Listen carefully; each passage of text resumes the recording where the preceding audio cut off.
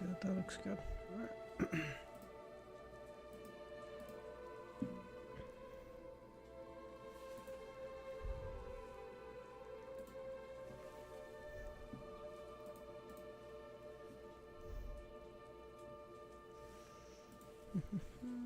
$568.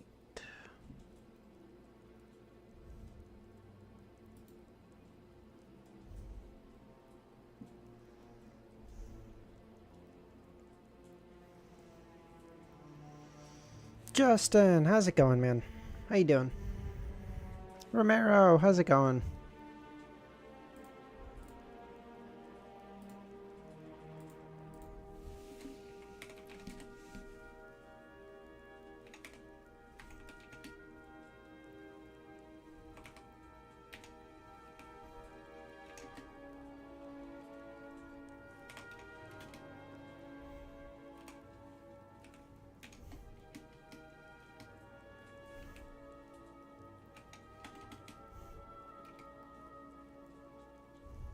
Yark, how's it going? R-E...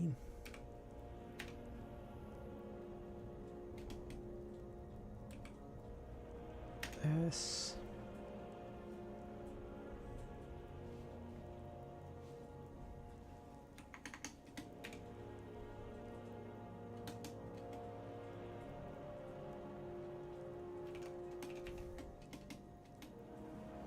Milosh, how's it going?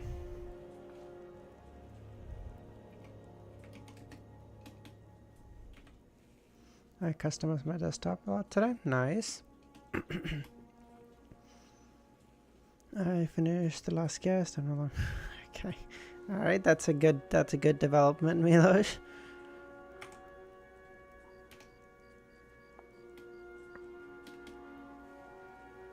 Okay, hold on.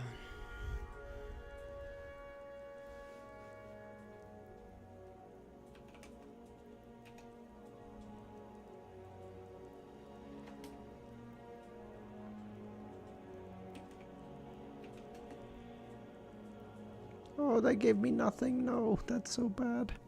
I was hoping they would give me a letter. S R E.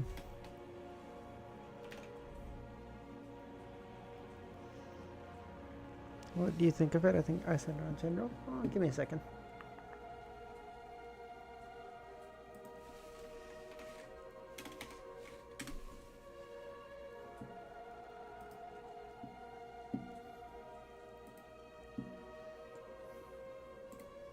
Ah, that is quite nice.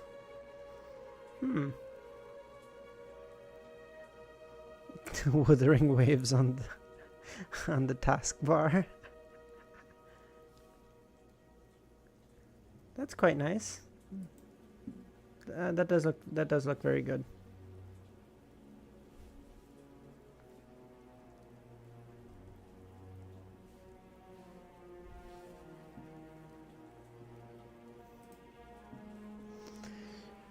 Insanity, how's it going?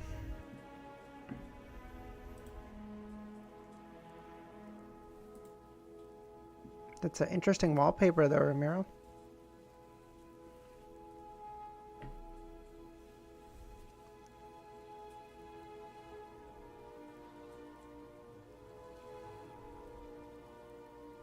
Fling, launch, chicken nugget.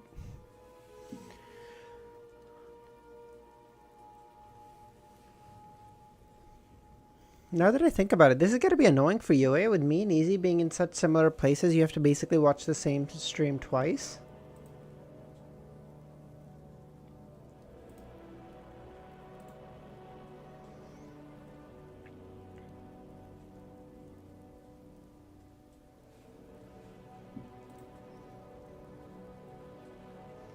No. The wallpaper's great. A pirated wallpaper engine. String, stretch.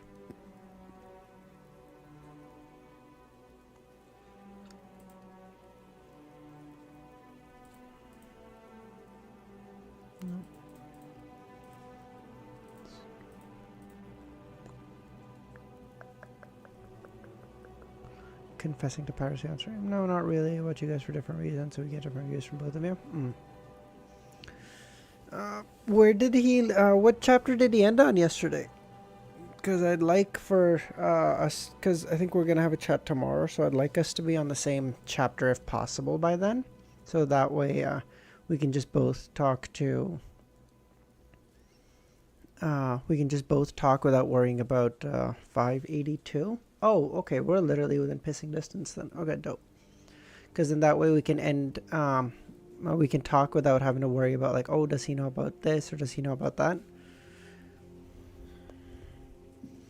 Although I guess the first 3 or 4 chapters today are just going to be the Tarot Club. So, I mean, that's good. I love the Tarot Club meetings. What the f is happening here today? I can't get anything?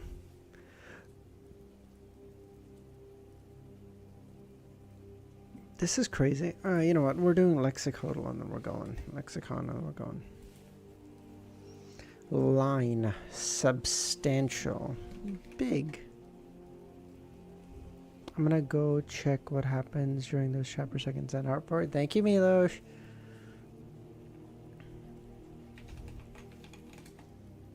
Line, straight, long,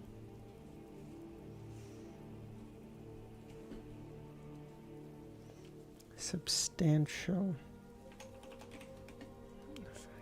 effect. I always get these. I always confuse these two.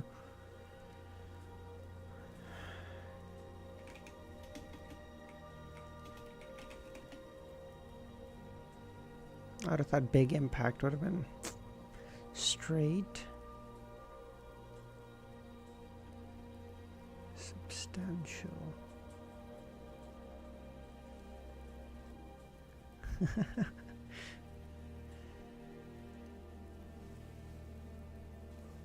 Were you not on a easy stream yesterday, Milos?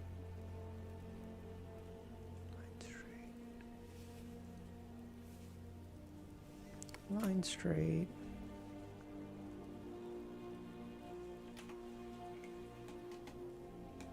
Capture. Oh, good lord. Okay, today's just gonna be a rough day. I can't get anything. Milos doesn't watch. Wait, really? Nightwalker, how's it going? Milos doesn't watch Easy Stream?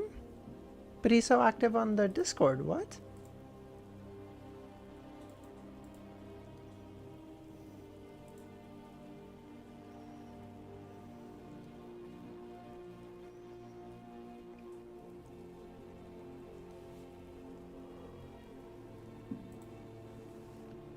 Last easy stream was picked up. Never on easy stream. Awful time zones. Oh, I see.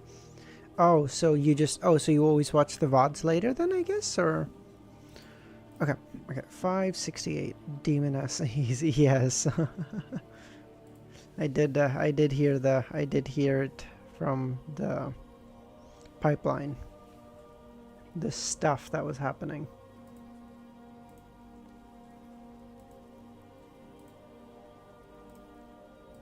Alright, we're gonna start reading in 1 second. Okay, let's go. Are you heartbroken? Close your eyes. Come to me. Feel alright. Just dance with me all through the night. Running joke from the Discord. By the way, if so, how does the server work for Minecraft? If your Ramiro's not online, it doesn't work, or because I tried to log on sometime last night or something, and I wasn't able to. And I was so ticked. I'm confused, quite possibly bamboozled. Yes, that is the intention. Don't worry about it. In the information provided by the Sun, there were detailed examples of some typical subsidiary gods, but most of the information didn't provide their true names, only their titles. These included the Goddess of Beauty and Goddess of Life, who were subsidiaries to vampire ancestor Lilith.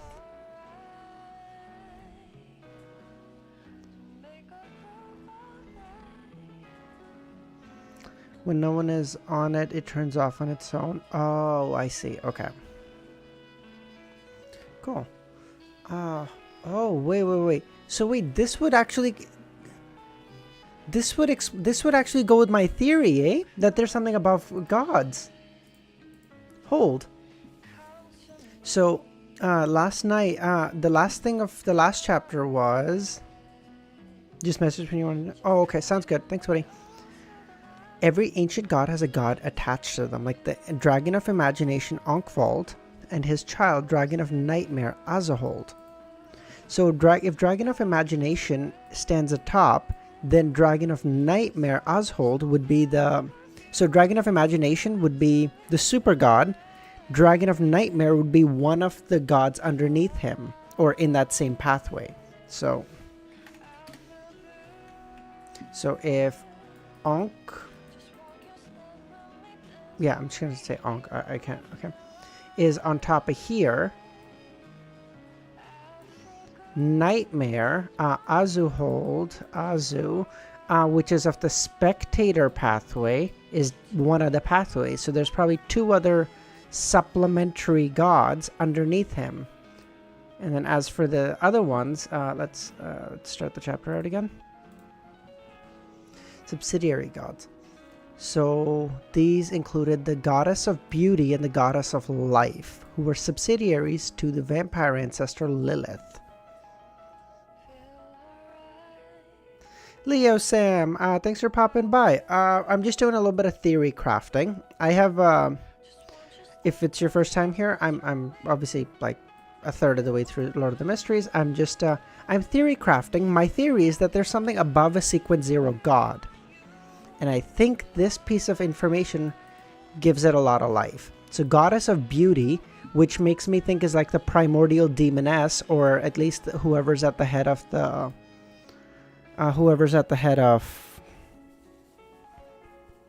the assassin pathway. So primordial, which would be of the demoness pathway. And what was the other one? Goddess of life. What would that be? What would goddess of life be? I have read all Lord of the Mysteries. Ah, okay, sounds good. Okay, so you definitely know what's going on. Obviously, no spoilers, but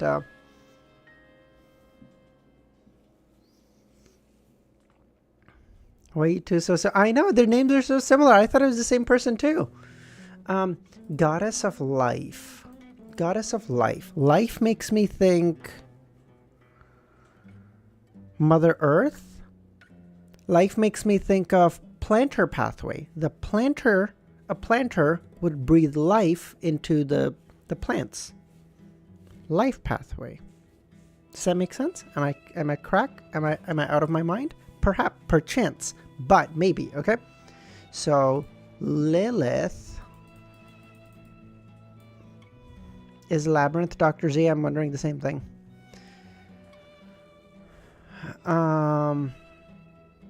Goddess of life, who is the head of, I'm going to guess, the planter pathway. And that would be subsidiary to Lilith, who would be the super god of those two. We can do a divination on these later if you guys are interested. Okay. Lilith, the goddess of misfortune and the god of dead were subordinate to the demonic wolf Flagrea. That actually tracks too. Because the goddess of misfortune, isn't that... You read it... Wait, you've read Lord of the Mysteries 4 times? Jesus Christ, you're definitely up there. You were not supposed to ask directly. I gotcha. Okay. Goddess of misfortune. That's one of the titles of the Evernight goddess, right? Oh wow, you're right by me then, Zero. Whoa, that's awesome. Oh yeah, you definitely want to click off. Some really, really cool stuff happens in the next couple of chapters. Click off, catch up, and then watch the VOD later. Or if you're interested, join the description link below, and then we can talk once you're caught up. Okay. But really, really cool stuff happens, and I really don't want to spoil you because reading it was awesome as fuck. How did you guys know I'm mean and not Zero? The name. You wouldn't think of a name like Zero think. Your personality type isn't suited to it. Goddess of Misfortune is one of the titles of the Evernight Goddess. So the Evernight Goddess and the God of Death, or the God of the Dead rather, who is of the Death pathway, which is Azek's pathway, that we know are interchangeable. Oh my god, let me click. Oh my god, let me cook. Wait. The death, which pathways are interchangeable with the dead pathway? Wait. We know this. Hold on. Oh my god, this might have actually just confirmed it. I was just fucking, okay. Oh, holy shit.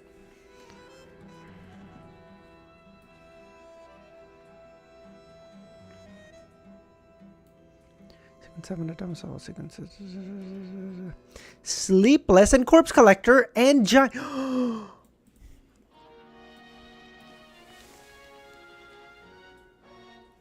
Oh god. That actually, oh my god, I think that actually did it. That's, oh my god. Oh my god. I think that actually just, that might have actually, we're subordinate to the annihilation demonic wolf Flagrea. And we had Klein said something about Flagrea a while back. I think it's in my notes that Flagrea was like a combination. Yes, the Evernight demonic wolf. That, and then there was another one, right? I think I had another one. Yes. Demonic wolf Flagrea and Lilith are hybrids. See? They're hybrids. I've read 30 chapters today, so might as well rest for a while. Oh, I see. Okay. Read ahead of Wiz. He's quite a slow reader. Fuck you. I'm not a slow reader. I'm reading out loud. God damn it, Nightwalker. Give me some grace here. Do you know how hard this is, reading out loud, as opposed to just reading in your head, which is so much faster? Oh my god, that might have actually confirmed it.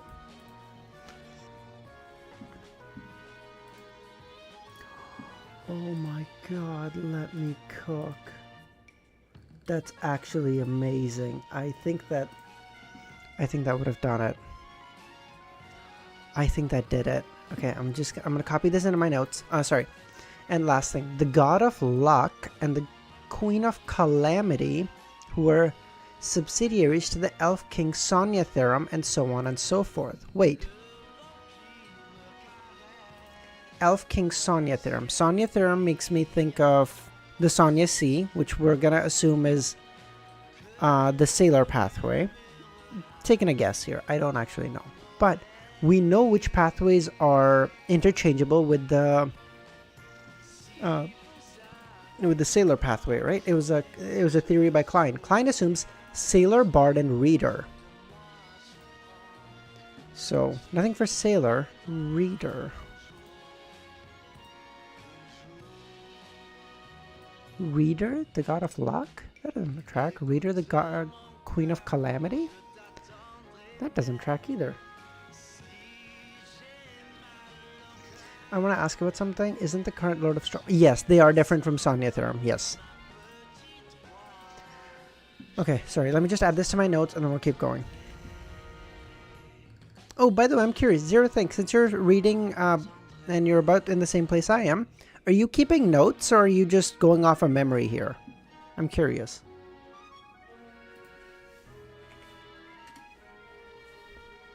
Luck? We know a pathway with luck? Do we? What pathway is luck?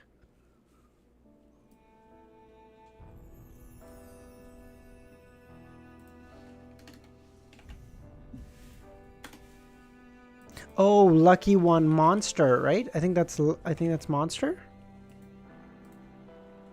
Yes, that's the monster pathway. Yes.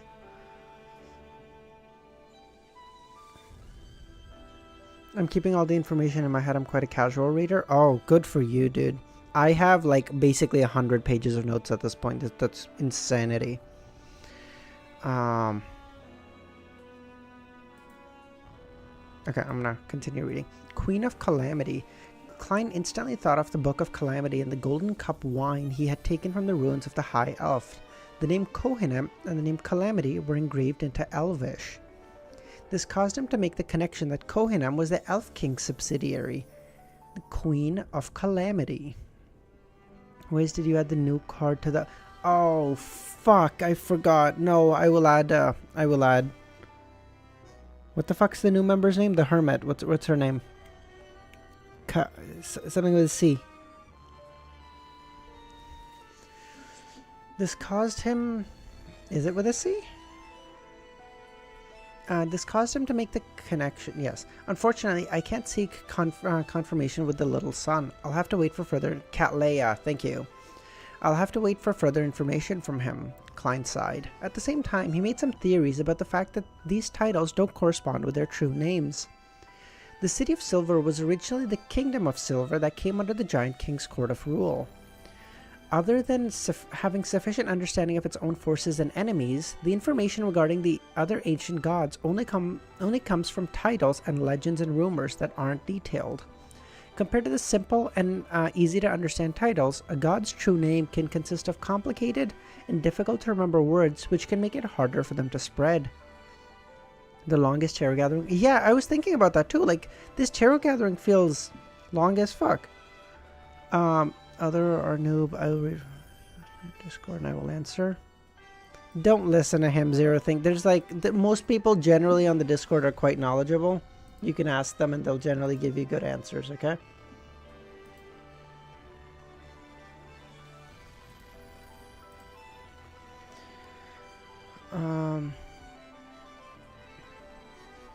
The information provided to Klein when he turned over the page confirmed his theory, but it gave him new doubts.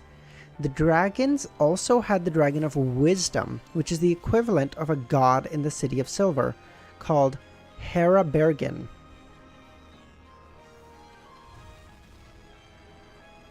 And under Giant King Ormir, there was his eldest son, the god of Dawn, and his queen, the goddess of Harvest.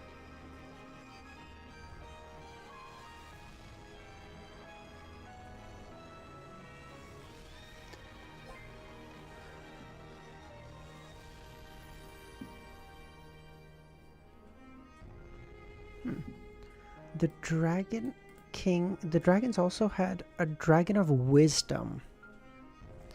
Which pathway would talk about wisdom? Oh, man, I get nervous talking that I might spoil you. You're good. That's why these guys are here. I try to keep an eye. I try to not look at chat when a new chat pops up. Give it a couple seconds so that if there's anything, they can take a look first, and then all good. I hope he won't force me to eat a thing. Okay.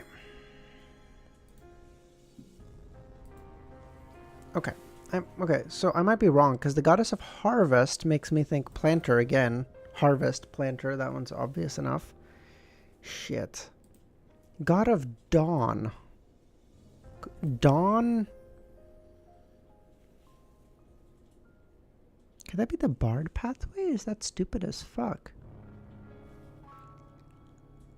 Do I know what's interchangeable with the... No. No, that's stupid. I know what's interchangeable with the Bard pathway. Can't be that.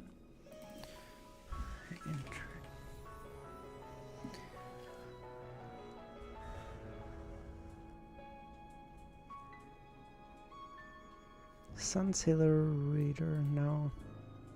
What would Dawn be? Do I have Dawn? Oh, Dawn Paladin, Beyonder Warrior. Oh, I always forget this is a pathway. I don't know, that's so silly.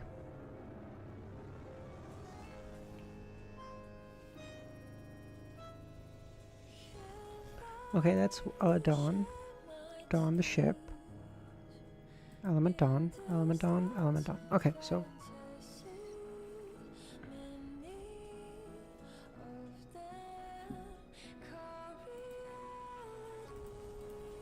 Ah, what am I doing? Okay, let's keep reading.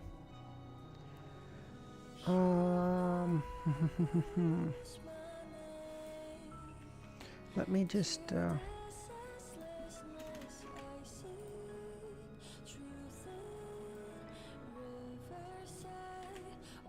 sorry, I'm just adding these to my notes really quickly. Okay.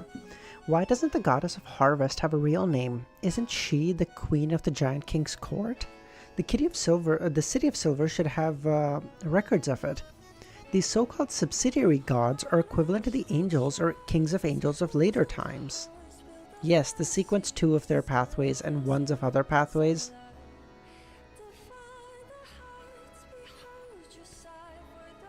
Man. Klein suppressed his perplexion and inferred the truth from the information recorded in the Card of Blasphemy. Within the same pathway, if there was a sequence 0, there wouldn't be a sequence 1, and if there was no sequence 0, then there would be at most 3 sequence 1s. However, Klein didn't dare to base these judgments on this. After all, his knowledge was partial, and he didn't know if there was any preconditions for the sequence 0 and 1s, which derived from the law of beyonder characteristic conservation and indestructibility.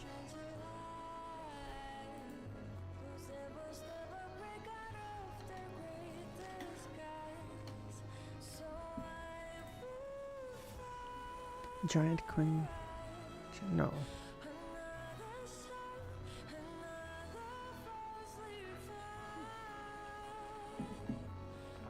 I will say, holy fuck, that is hot as shit. I will say, I feel like ever since Dr. Z has stopped using her main account, she spoils a lot less. I don't know, maybe there's like, maybe when you log into your main account, Dr. Z, there's some like mad ravings you hear or something. I don't know. I'm just saying.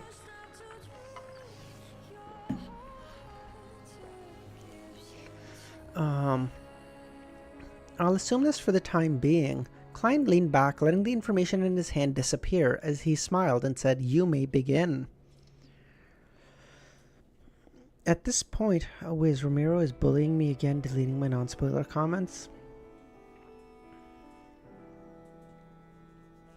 Okay, I'll keep an eye out, Nightwalker. After consideration, at this point, Alger was still examining himself. After considering how to communicate properly, he used the technique of being in the other person's shoes. He started from the point of view of the hermit, who was suspected of being the Admiral of Stars, and see exactly what he exposed. Mr. Fool protects every member's true identity.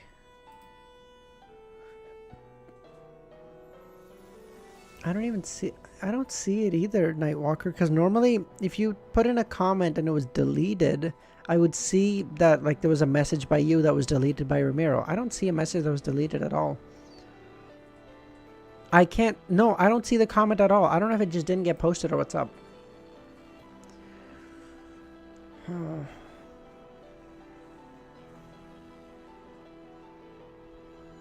Mr. Fool protects every member's true identity with a blurred and distorted image, but this method doesn't affect the representation of colors. Dark brown colors can be difficult to distinguish, but bright colors are easily grasped. At the very least, I can tell that Miss Justice is blonde with green eyes.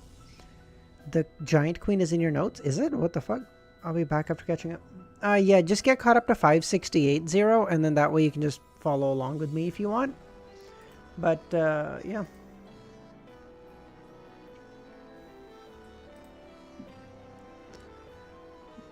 Do random bugs frequent this place? Tarot Club chapters are always... Yeah, that's awesome. Did someone say bug interest? Hold on. Where was it? Okay. And for me, the most obvious thing I can't hide is my dark blue hair, but this doesn't say anything. It's not a problem to say that dark blue hair is a common mutation in Beyonders of the Sailor pathway, but the converse isn't true. This is because such traits are hereditary. On Sonia Island and the Berserk Sea around Desi Bay, there are places where elves originally gathered. Many humans with traces of elven blood will also have dark blue hair. It's the same for districts where there's a certain number of Church of Storm Beyonders. Giant Umbella. Oh, yes, I do have that in my notes. I remember that name. Because I remember being so pissed that I couldn't pronounce it.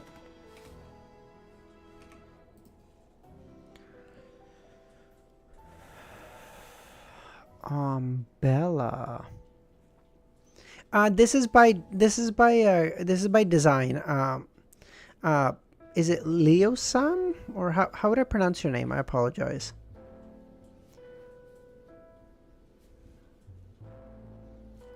Bella. Oh, I do have this in my notes. Thank you.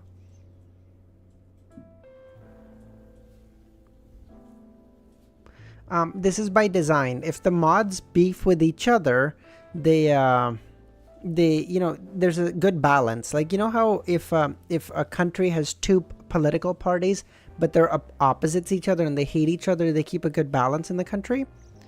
But on the other hand, if they all get along, they could create some real tyranny. So we gotta limit their power by making them opposing forces.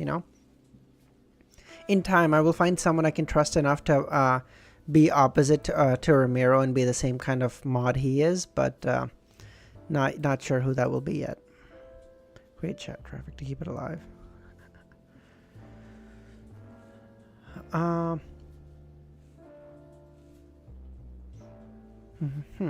Ignoring any other traits, it's difficult for the hermit to determine any other information based on the situation.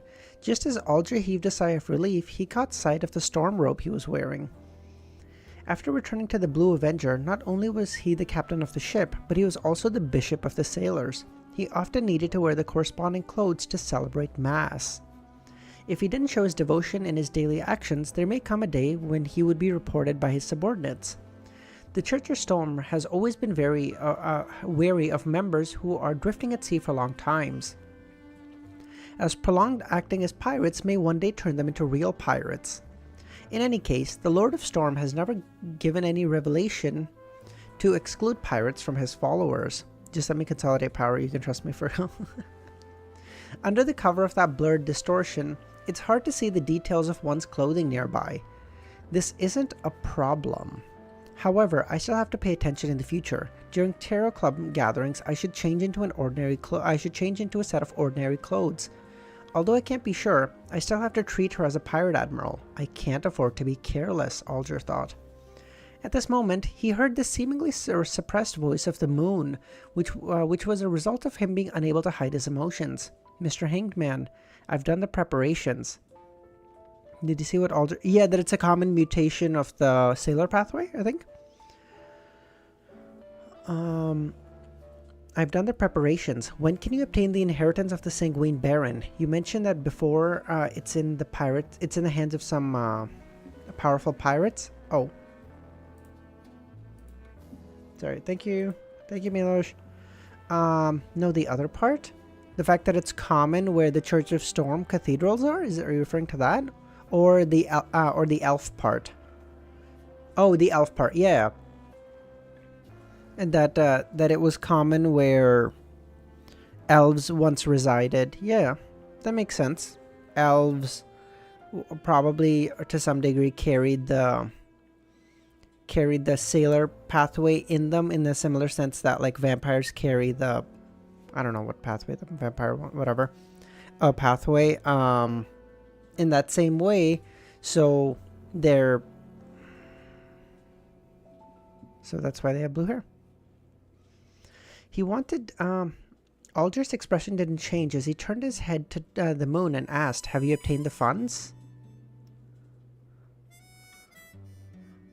Of course, Emlyn raised his neck.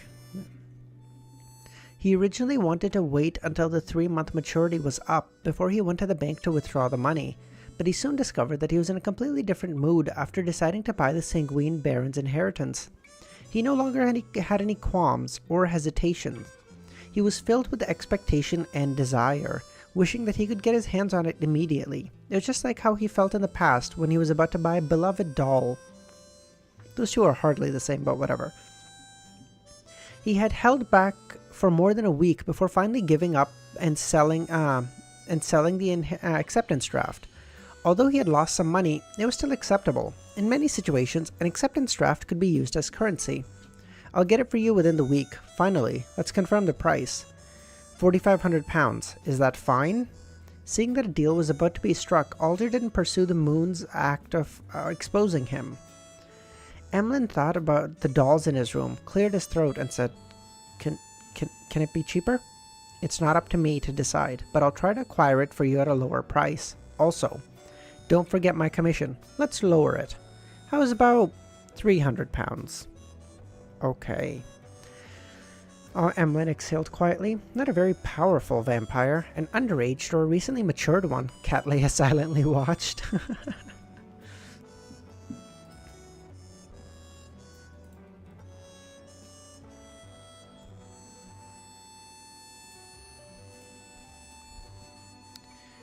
have sympathy for Emlyn. His brain doesn't work like humans. On top of that, he only has a mental majority of an 18-year-old.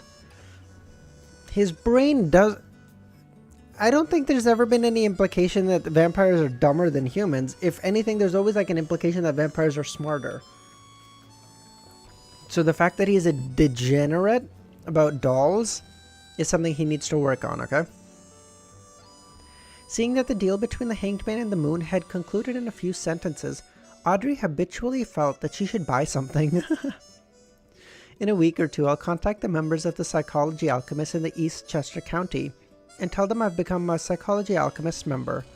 I'll exchange my contribution points for the subsequent potion formula. Jesus Christ. There's no need to make a request to purchase it for the time being. Once I find out what the ingredients are, I can ask for everyone's help. There's no need to buy any mystical items for now. I've already had one of them reimbursed. Being able to obtain such rare items is with too great a frequency might imply many problems. Audrey's thoughts raced. She came up with an idea. What did she contribute? I don't know. It seems like she joined the Psychology Alchemists, asked them for stuff, they gave it to her, asked them for more stuff, and they said, odd, but she's rich, no problem. And then she just keeps asking for more stuff. I don't know what she's done. She turned halfway and looked at the gloomy man at the end of the corner. At the end of the table, rather. Mr. World, you mentioned that you have clues to the characteristic left behind by a psychiatrist. Have you successfully acquired it? I plan on buying it for Susie, she added in her heart. In fact, when she was considering this matter, she had a slight mischievous idea, which was to find an excuse for Mr. Fool to turn over the Black Emperor card which sat beside him. From her point of view, Ma'am Hermit was particularly affected by the matters regarding Roselle's diary. And from how her reaction was extraordinarily excessive before she quickly hid it, it was quite possible that she knew about the cards of blasphemy. Therefore, the moment she saw it, she would expose a lot of problems and express the truest thoughts in her heart. But she dismissed the idea in the end, not because she thought it would be bad to sound out Ma'am Hermit, but that this was a way of showing responsibility to both herself and the Tarot Club, and that she shouldn't make decisions for Mr. Fool. If he wanted Ma'am Hermit to recognize the card of blasphemy, he would have flipped it open himself. If he didn't want to, do so, then any attempts would be against his will. Audrey nodded, but almost imperceptibly. At this moment, have I seen you before? I think I have. I think I've seen you before. At this moment, the world replied hoarsely, if you're certain that you want it, I will give it to you as soon as possible. The price is £1,800. I love how with other people, everyone is happy to have a new member, but not a single person trusts Hermit. Yeah. But because the Hermit is a experienced Beyonder and pirate, so she's much more on edge than, and she's much more like perceptive than all the other members were when they first started. So it was kind of like a, hey, she's really watching us. Like, whereas everyone else when they started was like a sequence 9 Beyonder, or in Alger's case, a 8, right? Or no, Alger might have been a 7. I can't remember. But like they were all relatively weaker. They were all relatively less. What's your favorite pathway so far? That's actually a good question. I haven't actually looked at my notes for a long time for my favorite pathway. You know what? Let me finish this chapter and then we'll go through it really quickly to figure out what my favorite one historically used to be criminal, but that might have changed in recent times. I don't know. Normally, it would be more appropriate to charge £1,200 to £1,500 for a psychiatrist characteristic, but Klein had raised the premium slightly to see how much Miss Justice could pay. All right, Audrey said. She had paid off the money owed to the Viscount. She had received many gifts, having reached her adulthood, and after returning to her family's fiefdom, it was a time when her finances were in a very good condition. She had even arranged for the money to be returned to Mr. Fool's Blessed next month. Let's go. Dude, Klein's gonna have more than £10,000 by next month. That's dope as fuck. In the future, her monthly income would be over £3,000, and a substantial portion of her normal expenses wasn't going to be borne by her, due to the love of her parents and the result of her previous meritorious exploits. Why was your favorite criminal? Okay, so criminal is like, in my head, it's a devil trigger from Devil May Cry. If you guys have played any Devil May Cry games, it's literally like you can turn into a devil. You can turn into a fucking devil with wings and all that shit. Like, that is hard as fuck. How do you not think that's cool? Yeah, you have to kill people, which is not so great. But hey, I get a devil trigger. If some people gotta die for it, that is a sacrifice I'm willing to make. While the two were discussing, the Hanged Man was somewhat surprised. The world had just sold a faceless Beyonder characteristic the previous time, and he had recently acquired Steel Mavetti's characteristic, yet he appeared to have another psychiatrist characteristic in his collection. All of this happened in less than a month. On second thought, Alger came to a quick understanding. The world represents a group of blessed of Mr. Fool that might be the harvest from the other blessed. As he imagined this, the world, who was Klein, was in a state of shock towards Miss Justice's opulence. He had thought that Miss Justice, who just spent £5,500 on a mystical item, wouldn't be as well off as before. It was just like last year, so she had reserved space for her to haggle. Who knew that she could still agree to such a deal without hesitation? You think £300, Audrey was going to be like, oh, 1,500 would be fine, but 1,800 is too expensive. Who the fuck are you talking to right now? What? He had, yes. Has she dug up a gold mine? Klein couldn't help but lampoon.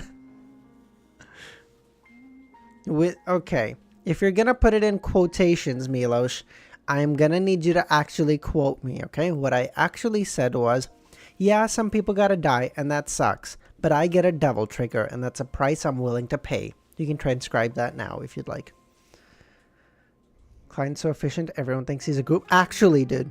Well, I guess in fairness, he did also get 5 Beyonder characteristics off the bat just through Creeping Hunger, so she probably has a... Oh yeah, for sure. Her dad owns a bank, and you have to remember, this is at least based on Victorian era England, right? So Victorian era England, banks didn't just print... Well, I guess banks technically still don't print money, but that's like... The central bank didn't just print money. The money was linked to the amount of gold that was in possession of the crown. So, like, her family being owner of a bank means they have to have gold mines, like definitionally. Azek is definitely worth more than the group. Oh yeah, for Azek is a power. Azek might be an angel, maybe, or he's a saint at the very least, right? Like, that guy's insane. Seeing that they finished their discussions, Derek hurriedly raised his hand, having learned from Miss Justice. Which one of you has the fruit of the Radiant Spirit Pact Tree? He had successfully collected the other ingredients for the Solar High Priest. Just as soon as Catleya had initially figured out that Miss Justice was a yet-to-advanced psychiatrist, she got that wrong, because she's already a psychiatrist. She made that guess because she was buying the characteristic. She just doesn't know she's buying it for her dog.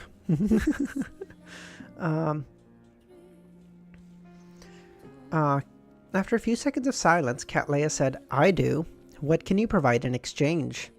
After observing for a long time, she decided to intervene in a small transaction to gain a deeper understanding of how the Terror Club operated. Whoa, that's cool, eh? Like, it's like a very tiny detail, but like, as a sequence 5 Beyonder, to her, but an ingredient for a sequence 7 potion is a small transaction. Whereas, like, right up until, basically even now, a sequence 7 ingredient is not a small transaction by any stretch. It's just funny. No one would think someone is rich enough to have a sequence 7 dog. Actually. I can use the history of the City of Silver or the history of dragons, elves, and other dark creatures to barter, Derek said sincerely. Ma'am Hermit, this is a list of the commonly seen monsters around the City of Silver. You can choose any ingredients you need from it. How honest. Klein almost looked up at the dome of the magnificent palace. What the hell is he talking about? Cattleya frowned, momentarily failing to understand a single word from the sun. Oh, good lord. We are slow as fuck today. It's almost 40 minutes, and we've gone through one chapter. Oh, we're so cooked. Okay. Let me just write this down, and then we'll quickly take a look through my notes to see what pathway I think I like best at the moment.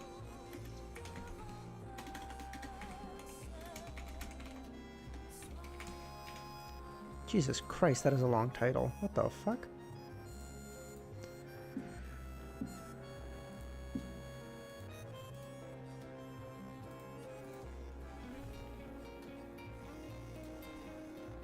Okay. Sequences. Okay. So, Seer, I probably wouldn't take, because up until Magician, you're taking the piss.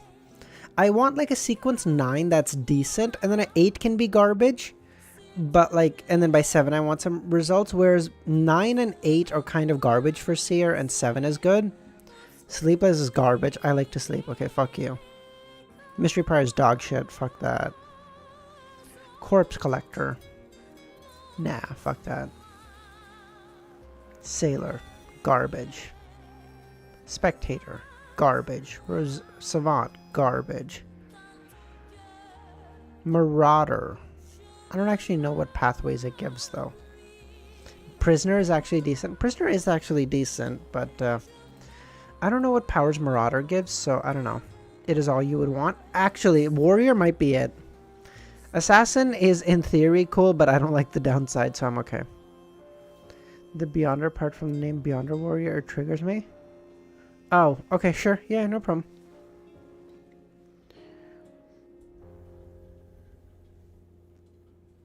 Assassin, fit your demands. Shut the fuck up.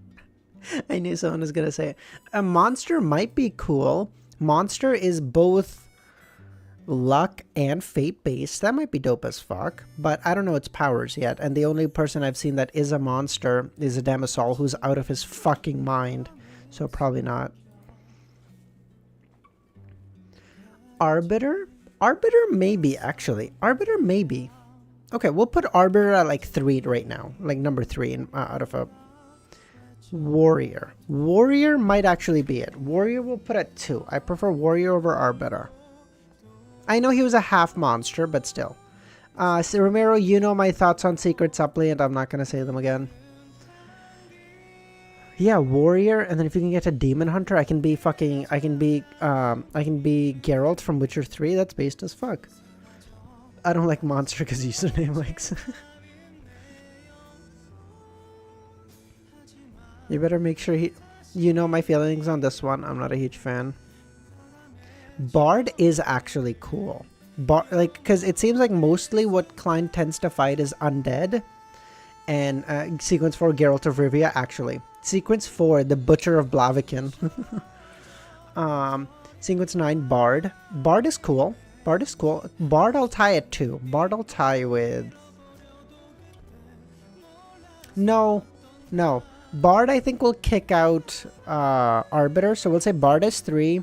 2 is Warrior. Is sequence 8 of... in my notes it's Gladiator. I don't know. Bard is more of... Oh, Bard is more of a... No. I'm fine. Yeah, I'm fine with Bard as 3. This is fine.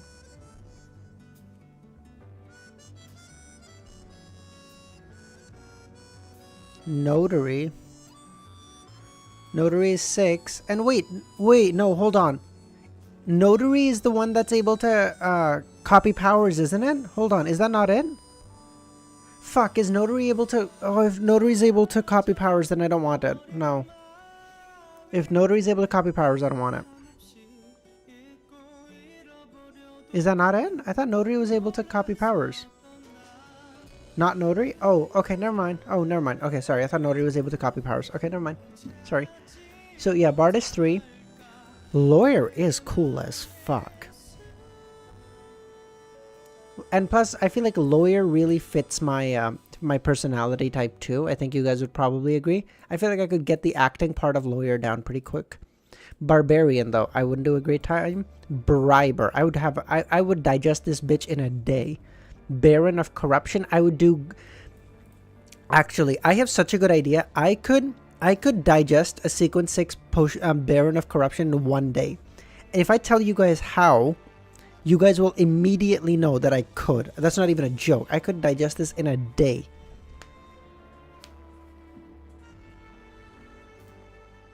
So maybe lawyer. Lawyer might be one. Maybe. Hunter might be cool. I mean, pyromaniac is cool as fuck. Gladiator is ancient name? Oh, cool. Hunter. Hunter is cool too.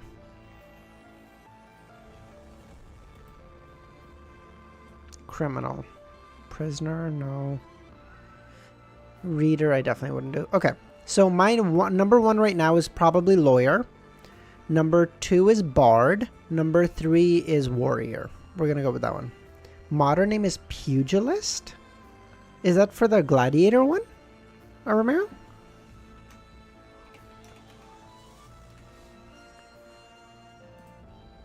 What the actual fuck is pugilist?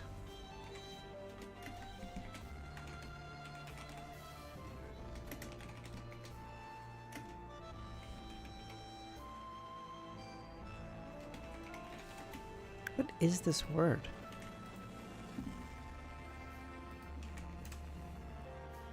A boxer. Oh, a professional boxer. Cool. List currently goes lawyer, bard, warrior.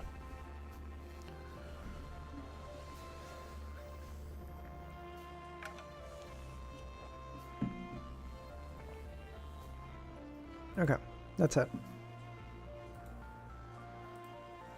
Let's keep going. After a brief moment of inconsideration, the hermit Catleya made the decision, and said without betraying her emotions, "I'll make a decision after seeing what commonly seen monsters are around the city of Silver." Another person who gains something without risking anything of her own. Are the people who spend too much time at sea good at fleecing others? Or is the little son in such a state that it makes him impossible to resist fleecing him? Alright, under Justice and Company scrutiny, Derek didn't hesitate to agree to Ma'am Hermit's request. He recalled the contents and conjured it, recording the most commonly seen monsters around the city of Silver into a list. However, it wasn't as detailed as before. There were quite a few missing. After all, the Sun Pathway's improvements in regards to memory was rather limited, and a few days had passed. Top 1 to not even be on the list? You're talking about Criminal? Criminal is, don't get me wrong, Criminal is still really close to my heart, Merlin, but the truth of the matter is I couldn't kill people. I couldn't do it. I'm too nice. That's my fault. I'm too kind. I'm just kidding. It's actually still my favorite secretly. It's number 0 on the list. You recall? Yes. Catleya received the piece of information and read it in a serious manner. The more she scanned through it, the more alarmed she became. This was because the types of monsters had far exceeded her expectations by nearly 100. I'm commenting right now to call Wiz a liar. Me? What? He said limited, which implies it does improve memory to a little bit. Yeah, of course. Most of the names used were ancient ones. If it was not for her being a Moses ascetic member who had been pursued by knowledge and having reached sequence 5, making her experienced and knowledgeable, there was no way she could have known what these names were even referring to. But even so, there were still a few monsters she had never heard of.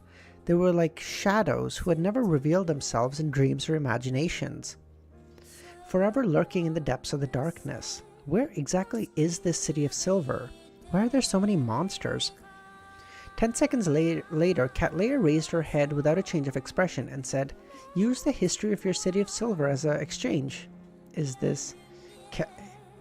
This is Catleya indeed. Oh, since there's a lot of new people, I will say it, since Nagito's going to yell at me afterwards if I don't.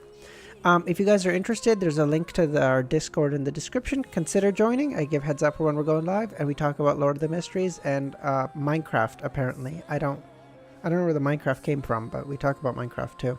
And we have a server now.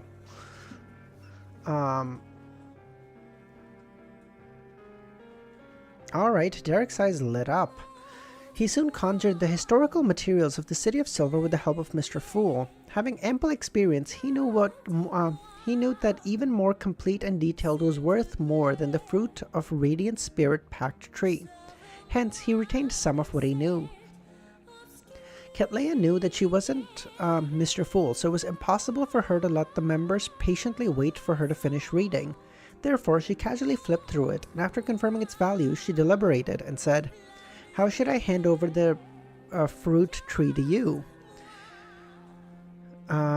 Mr. Fool, is it done by a sacrificial ritual? She said with a guess. This left Audrey, who had prepared an answer, stunned. Ma'am Hermit is very impressive and knowledgeable. She directly guessed that it would be done by a sacrificial and bestowment ritual. Audrey controlled her minute facial expressions as she clicked her tongue and sighed inwardly. Little son growing up, I know, it's so sweet. He was like, no, I know this is too valuable, so these bits of information I'll keep. Whereas the son never would have done that in the past. He would have been like, oh. He believed that it was impossible for a pirate admiral, a Sequence 5 powerhouse of the mystery pathway, to not know how a sacrifice was made. This was something they were good at. Furthermore, she knew the fool's honorific name, so she didn't lack any of the necessary conditions. Indeed, a godlike existence bearing witness to a gathering, a sacrifice and bestowment method is the safest and most convenient way of trading. Catleya thanked him before saying to the son, I'll do it as soon as possible.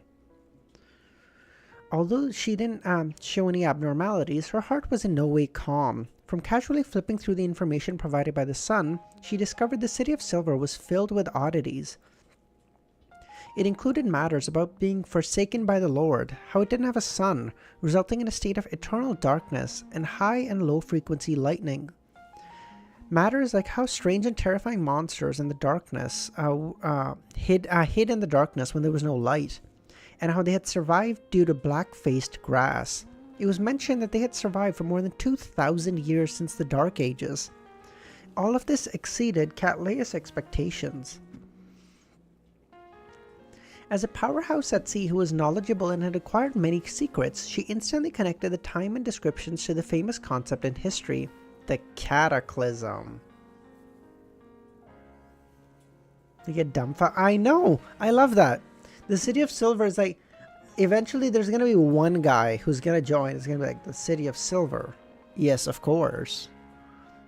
But like, I feel like fucking no one. But I feel like no one knows about it right now.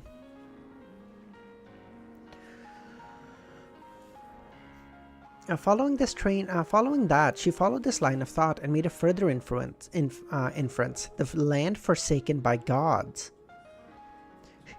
Suddenly, the figure she looked up to surfaced in Catleya's mind again, a sentence filled with an emotive sigh.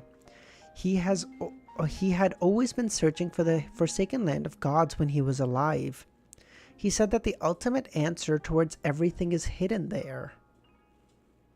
Who is he? Back when he was alive.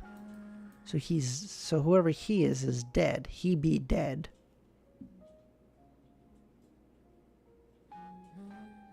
City of Silver, love the weather there.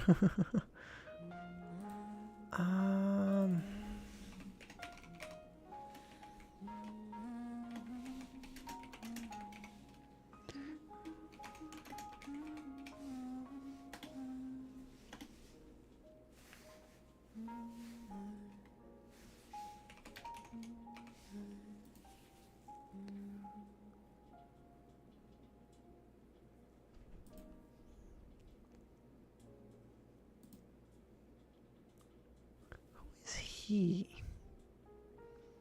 Why do I keep thinking he is Roselle? That doesn't make any sense. The The sun comes from the forsaken land of God, which Emperor... Oh, for fuck's sakes, that's why. It was because I instinctively read it, but I hadn't fucking... Oh, my eyes scanned it, but I didn't actually fucking read it. I'm so stupid. The sun comes from the forsaken land of gods, which Emperor Roselle couldn't find despite all his efforts. Mr. Fool can connect to that place directly? No. Perhaps he awoke from that place, Cat Leia thought in alarm. Easy! Thanks for popping by. Oh, thanks, buddy. I appreciate it. So, Gwent. Yes, Gwent.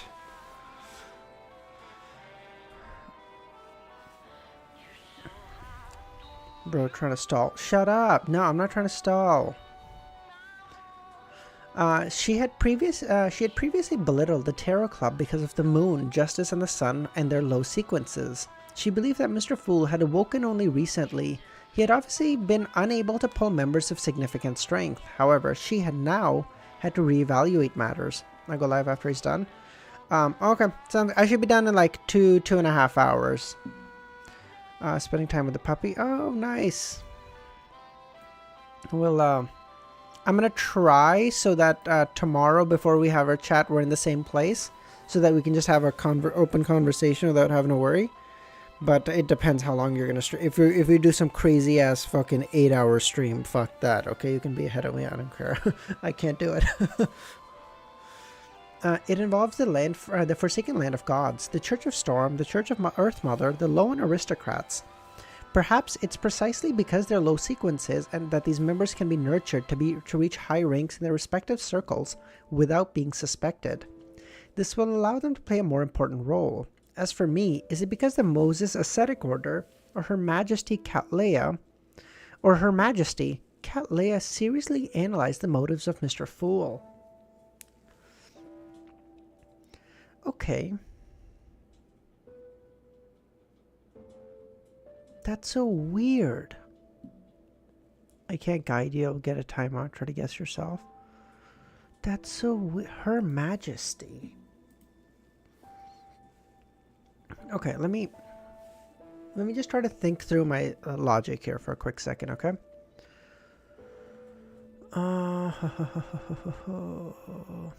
Okay. He had always been searching for the land forsaken of the gods when he was alive. And this is in quote. So someone said this to Cat Leia. So someone who, and then he refers to Roselle. But who knew Roselle when he was alive?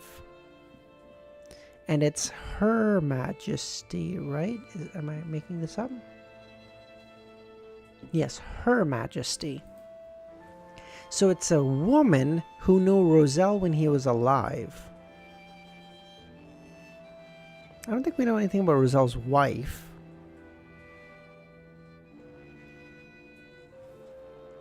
Miss Zaratul. Yeah, fuck you.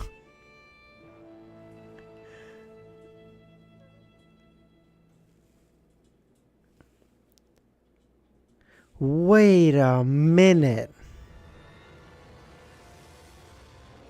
Wait. Okay, the music kicking in at the perfect time. This is great.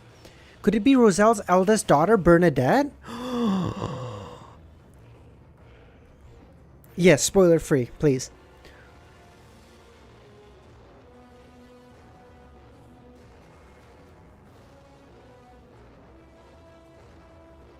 Oh my god, it might be Roselle.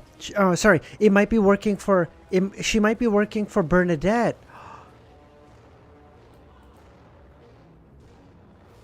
Because she's an important figure in beyond her history, but I don't know anything about her yet.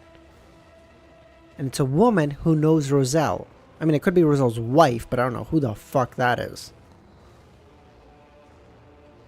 Music was on point. That was not scripted, but the gods have given me a boon, truly. Cook or cooked? True. You're either doing the cooking or you're in the pan. Those are the only two options. On that note, I'm going to change the music back to not boss music, but that was very good timing, I will say. Roselle had many lovers? Well, yeah. Matilda. Who the fuck? Wait, Matilda? Is that Roselle's wife's name? Matilda? Is that his wife's name? Actually? Oh my god, she did have a sad life, didn't she? Her name is Matilda.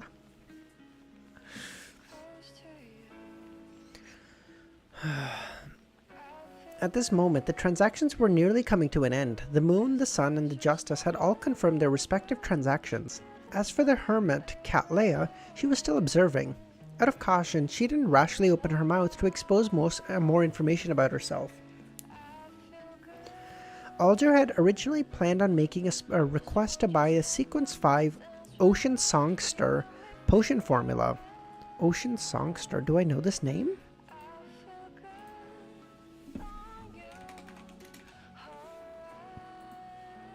Yeah, okay, I know this. Sorry, never mind.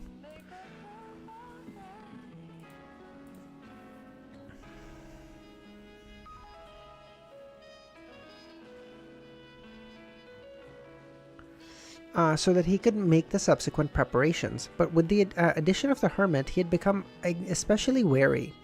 He gave up on the decision at the last minute and prepared to push it back until he really advanced to Wind Blast. Only with him being stronger would he have the room to breathe. The fact that you're not dying shows me that you are.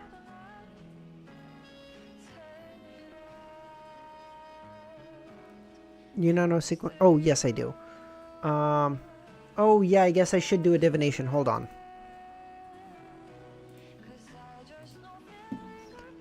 Yes, I should do a divination.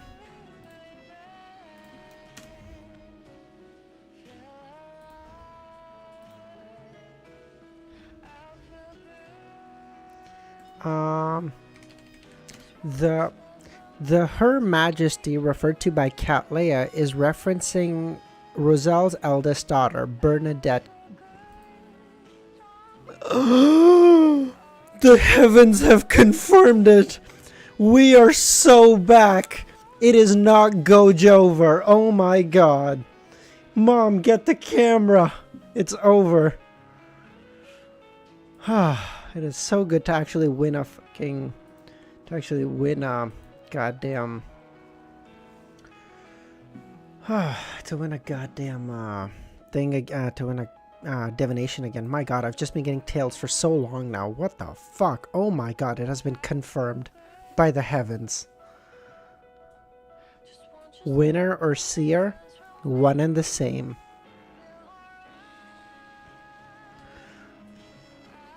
As Forrest would be able to purchase the astrologer potion formula and a certain amount of ingredients from her teacher soon, she didn't prioritize any purchases yet. All she could do was watch silently. She actually curbed her desire to buy a mystical item to make up for her relatively showy trickmaster powers that were lacking in actual strength, as well as how her apprentice powers were only good for passing through walls and opening doors. So Discord is the spirit world? Actually, dude, my Discord is like my... it's like my guiding force. It is so, like, I'd use that divination for everything. I have unironically did a divination to figure out the sequence of Amon. You have no idea. That took so long because I was sitting there divining for like 20 minutes straight, but we got an answer. Is it the right one? I don't fucking know, but I got an answer.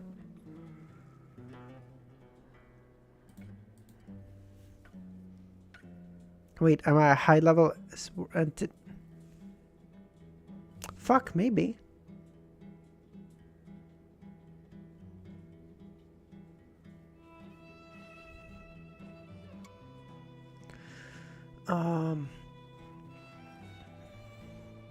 However, her real-life circumstances restricted her desires. Up to this day, her savings... Okay, Merlin, you don't have to kiss his ass that much, dude. You keep saying a couple more sentences of that, he'll make you a mod. Up to this day, her savings had reached £400. For a member of middle class, that was rather good. And she just, but she clearly just remembered how Miss Justice bought a mystical item for £5,500 previously. Even if it was a relatively average mystical item, without significant negative impacts, it will require 1 to 2,000 pounds. Force languidly sat there, unable to open her mouth to make a purchase. Klein controlled the world to scan his surroundings before hoarsely saying, "I need a pair of eyes from a 6-winged gargoyle." The supplementary ingredient of a marionettist. Drago bark and spring water from Sonia Island's Golden Springs were commonly seen items in the mysterious world. As long as he purchased them at different locations, at different occasions, he wouldn't garner suspicion from anyone. Therefore, Klein could only request the eyes of a six-winged gargoyle. The hermit glanced at the world and said, 300 pounds, or the equivalent cost in gold coins. She had noticed that the previous transactions were all made in Loan's gold pounds. As expected of the Admiral of Stars, who has a pirate crew with an ancient faction backing her, she is very resourceful and the prices are cheaper than usual. If not for the son's imminent advancement and how he would obtain the method for removing the mental corruption of a Beyonder characteristic, I might have even consulted her on the matter. Klein thought about it as he made the world smile deeply. Okay. With the transactions completed, the palace that resembled a giant's palace fell silent for more than 10 seconds. Without Mr. Fool's reminder, Justice, the Sun, and company knew that they had entered the free exchange segment. The hanged man Alger deliberately looked at Miss Justice and Miss Magician without looking at Ma'am Hermit. He said, "I don't want to see her."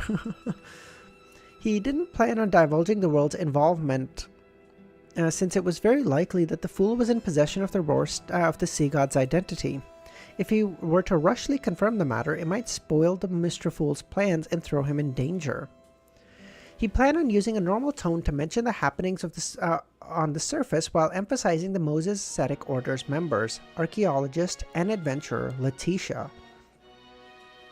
Oh, that's actually a good point. If he mentions the Moses Ascetic Order, there's actually a good chance the Miss Hermit responds saying like, "Oh, they're not our members," or like they went off on their own, or talk about them. Or I guess there's also a part, no, I guess she wouldn't want to.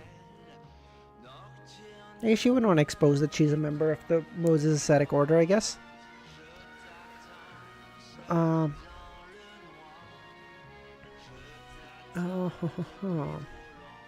He planned on using this to sound out the Hermit to figure out if she was the Admiral of Stars, Cat Leia, because this pirate admiral was rumored to be a member of the Moses Ascetic Order. What happened? Justice asked with piqued interest. A disguised archaeologist, Letitia, discovered an ancient elven ruin in Saimim Island and took out an item from it. This pushed the deity the locals believe in, sea god Kalvatua, to be on the brink of collapse. Alger said this fake god wished to create tsunamis to drown the island so that everyone could accompany it in death, but it was stopped by the Church of Storm's Sea King. Finally, Letitia was found dead and Kalvatua had died. Letitia was found and Kalvatua had died. The remains of the tsunamis were leveled, but strangely, the devout believers of the sea god would occasionally receive response. Letitia's dead? For an ancient elven ruin? Catleya had heard of this archaeologist who was part of the same organization before, but she wasn't too familiar with her. This was because formal members of the Moses Ascetic Order had to spend a certain amount of time in a silent ascetic training. When fully paying attention, she was able to control her powers in a way that significantly exceeded the average person. Therefore, she seemed only slightly stirred as she listened seriously to the hanged man's descriptions without showing any abnormalities. When the hanged man said Kalvatua was dead and how the sea god still responded to its believers, Catleya first frowned in puzzlement before her spiritual intuition told her to recall a certain scene. Yesterday, she had seen Mr. Fool hold a milky white scepter when he pulled her above the grey fog. At the tip of the scepter were many blue gems, which were swirling with countless points of holy light. Yes, misunderstood and used 20,000 years. And more importantly, it emanated an aura of godhood, one that seemed like a corporeal aura of the ocean and storm. This. Catleya instinctively turned her head to the end of the long bronze table where Mr. Fool was shrouded in the greyish-white fog. They're actually playing like 5D fucking chess against each other. By the way, have any of you ever tried to play 5D chess? That shit is actually like cancerous. Like I'm not smart enough for it. I've tried.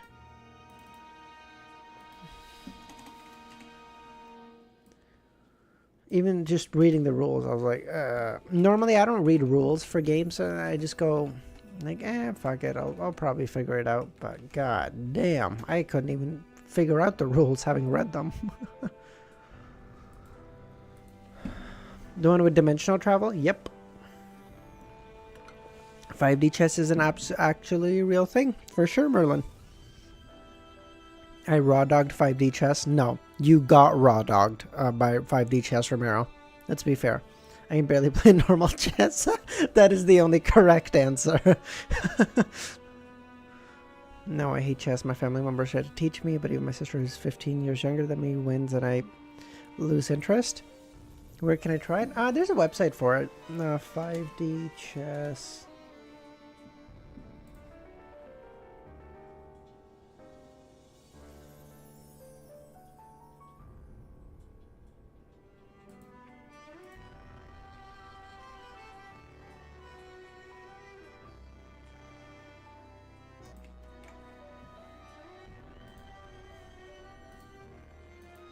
By raw dog naming.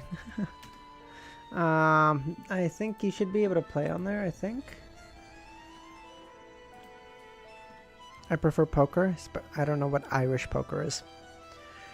Why is she looking at Mr. Fool? Audrey sharply noticed the hermit's subtle motion. This left her somewhat suspicious.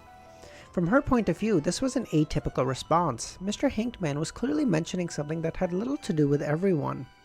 He was talking about the so-called sea god Kalvatua's ability to occasionally respond to its believers, despite its apparent death. So why is she looking to the fool? Why did I get shitty genes from him? I could have been like...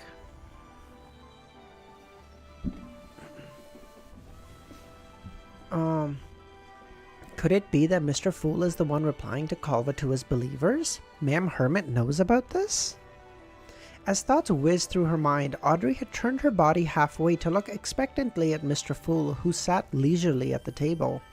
While Alger was also surprised and alarmed by the hermit's unexpected reaction, I was only trying to sound her right about being a Moses ascetic order. Why did she suddenly turn to look at the fool? Could it be that she knows that the current sea god is a manifestation of Mr. Fool? Her reaction implies this is highly likely. Before she was recruited into the Tarot Club, she did have a lot of secret exchanges with... did she have a lot of secret exchanges with Mr. Fool and was already secretly working for him?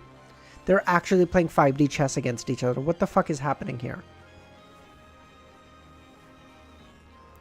The more Alger thought, the more he paid attention to the hermit. Then he subconsciously joined her in looking forward to Mr. Fool, who was shrouded in the grayish-white fog.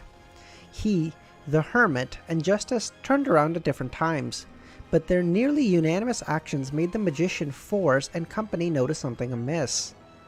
If the Tarot Club is like this, imagine the fourth epoch with all those angel families. Especially when you try to... I mean, I don't know what an angel's powers are, but the angel's powers have got to be, again, somewhat like fifth dimensional to a degree. So, it's actually... So at that point, they're literally playing 5D chess. Okay. What if he's sitting in front of me, but what if what's sitting in front of me is only an avatar, and the real him is actually going back in time to try to kill all my family before I was born? What the fuck am I reading? What is happening? See, Audrey joins the smart part of the Tarot Club. True. Yes, her improvement as a thing has helped immensely. True. Her experience has obviously helped a lot, and then never belittle Audrey from now. Okay, Nightwalker. Okay, don't threaten me.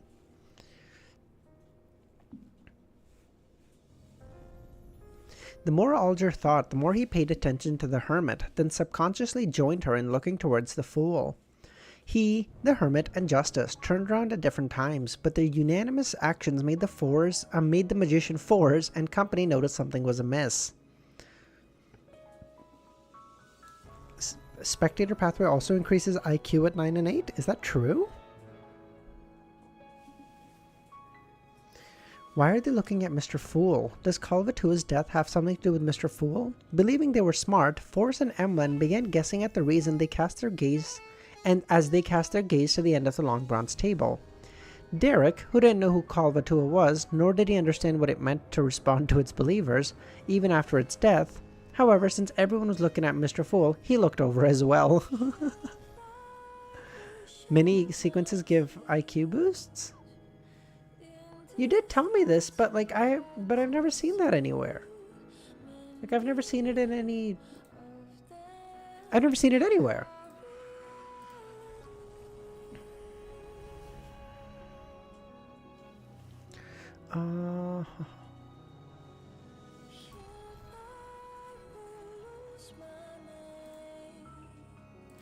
Sorry. The world was late by a second, as though he was deliberating over something. He first scanned the hanged man, making him shudder in fear, then changed the direction of his gaze. Isn't it more observational skills and memory? That's what I was under the impression of, but I mean, Dr. Z does keep, from my understanding, great notes, so I might... Seer Pathway gives IQ boost too, but see, I've never mentioned it, I think? Well, it's more pattern recognition. Well, I guess an IQ test is pattern recognition anyway, so if you're increasing your pattern recognition ability, you're increasing your IQ. At this point, Klein had already come to realize which detail Ma'am Hermit used to guess that he was the one replying to Kalvatua's believers in its stead. He was stumped over what stance to use. Should I pretend that it's a trivial matter and that I didn't take it to heart, but since you mentioned it, I'll admit it in passing? Or should I take the stance that since I'm a god, there's no need to explain myself to you, so there's no need for me to admit or deny a thing? Klein recalled the fool's persona and quickly made a decision. The choice was to neither admit nor deny a thing, so as to prevent him from losing his standing as a god. However, he would add a single sentence on a particular point, making those who failed to guess it become more puzzled, while the suspicious ones would be enlightened, but would still be shrouded in confusion as they realized deep down how unfathomable Mr. Fool was. Now it's sequence 9, it's literally said sequence 9 boosts intelligence. Oh, okay, cool. I plead the fifth. Yeah, exactly. With this in mind, he leaned back, chuckled, and said, Kalvatua became a demigod by relying on a relic left behind by the Calamity Kohanem. So they're consulting Mr. Fool about the situation with the sea god, but that doesn't convince me. It feels like there's a deeper truth behind this matter. Could it be? No way, right? Forrest frowned as she came up with all sorts of thoughts. As expected, Catlea believed Mr. Fool was giving a straightforward answer while also informing them of a secret. That demigod spectre is Kalvatua's characteristic or Calamity Kohanem's relic, or is it something that covers both? Who is Calamity Kohanem? That name sounds familiar. That name sounds elven. Yes, the hanged man mentioned that Letitia found an ancient elven ruin.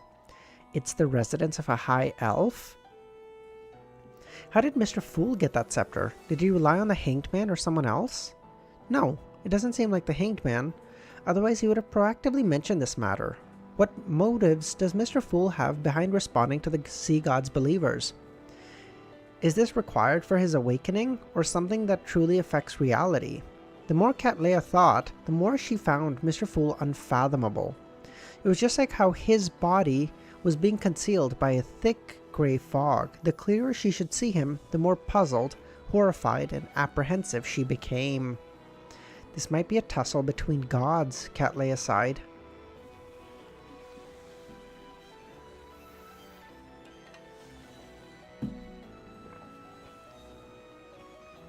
I guessed right. Alger finally verified that the present sea god was a manifestation of Mr. Fool. On certain occasions, as a fake sea god believer, I can openly pray. I wonder how much Mr. Fool has recovered, how much of his power he can release from his seal. It's at least at the demigod level. How would he be? He will be able to provide tremendous protection at sea.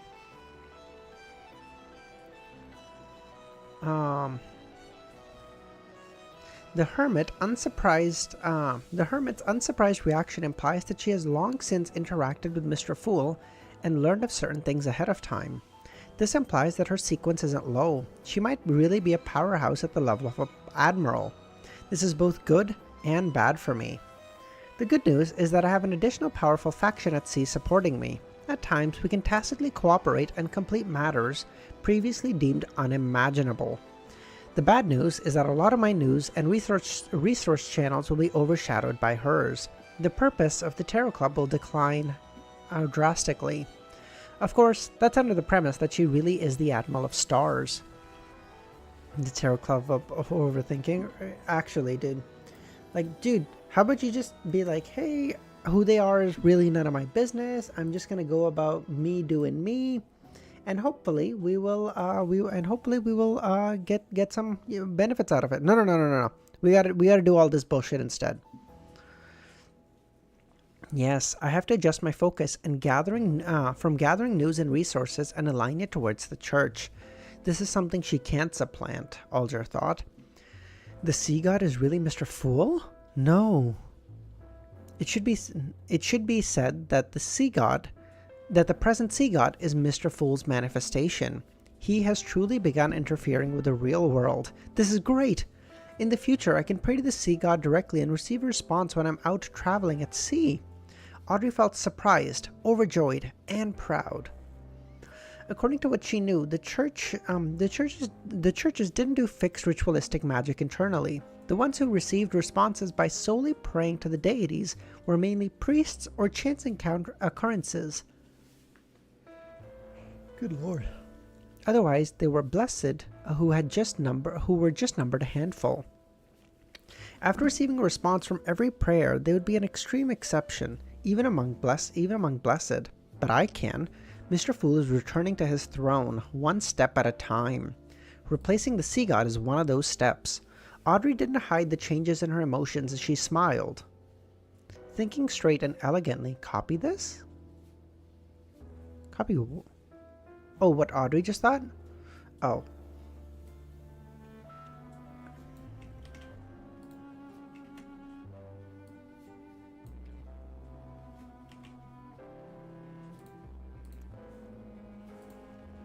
Oh, good lord.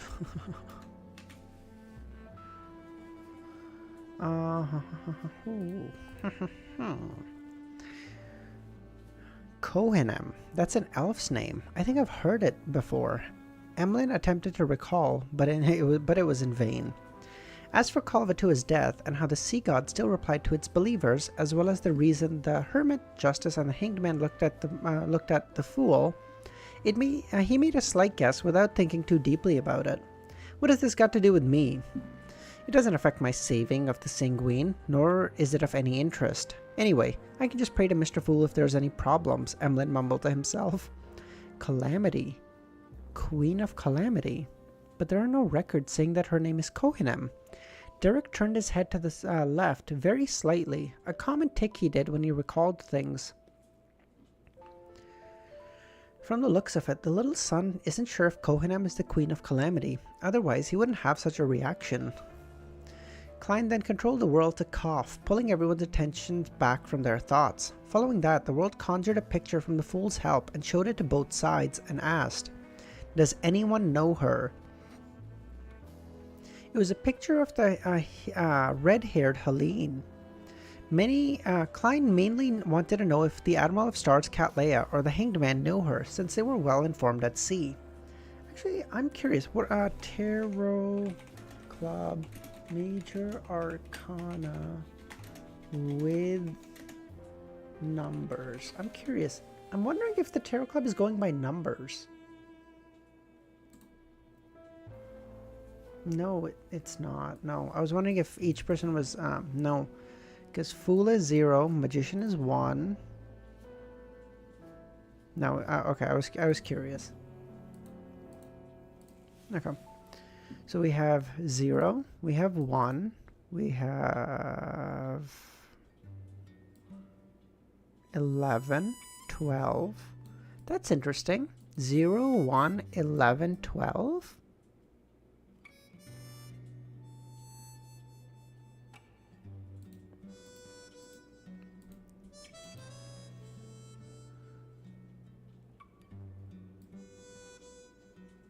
18, 19, Judgment the World. So my guess is we're going to get Judgment and the Sun. No, we already have the Sun. So we're going to get Judgment the World, the Sun, the Moon we already have. The Star is a guess I've already made. So Strength. Oh no, we have the Hermit too. Wheel of Fortune that we might have to get 9, 10, 11, 12. Might make a clean row across. I don't know. Sorry, that was the mad ravings. I apologize.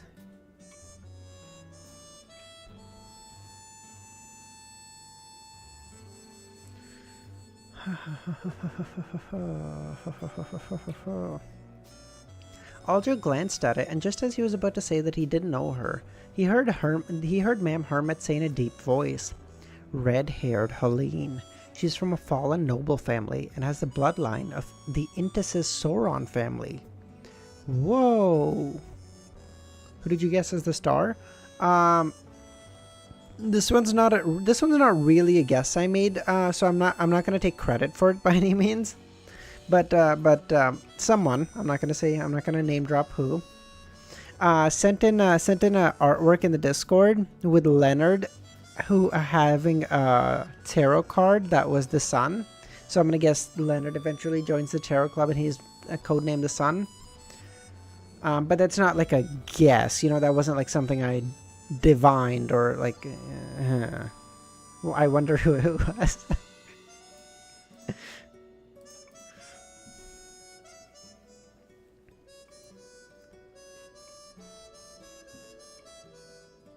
Oh, sorry. Did I say the Sun? Sorry, star. Sorry. If I said Sun, I apologize. Star. Catleya paused before adding, "She was once a trader at sea, but she was later said to have been abducted by ailment maiden Tracy." Abducted by ailment maiden Tracy. I thought it would be some contrived story about the domineering pirate and noble lady. But Tracy can be considered a domineering pirate. Klein made some connections. Force was still lost in thought over the connection between the sea god and the fool when she suddenly snapped to her senses. She acutely noticed the great opportunities lay in red-haired Helene and Vice Admiral Ailment's story. She began to daydream. To her regret, Ma'am Hermit had only said a few sentences without continuing. The Hermit knows Vice Admiral Ailment. However, that doesn't imply anything. Beyonders of a certain sequence or knowledgeable people will know who the 7 pirate admirals are. Their bounty posters are everywhere. The Hermit is rather aware of matters over at Intis. This is something that can be determined for now. The Hanged Man wasn't interested in the red-haired Helene, only in the Hermit's true identity. With the red-haired Helene's matter coming to a close, Audrey began considering if she should consult the others about the Mind Dragon. Unlike before, there was now the addition of Ma'am Hermit, who was of unknown character and dubious allegiances.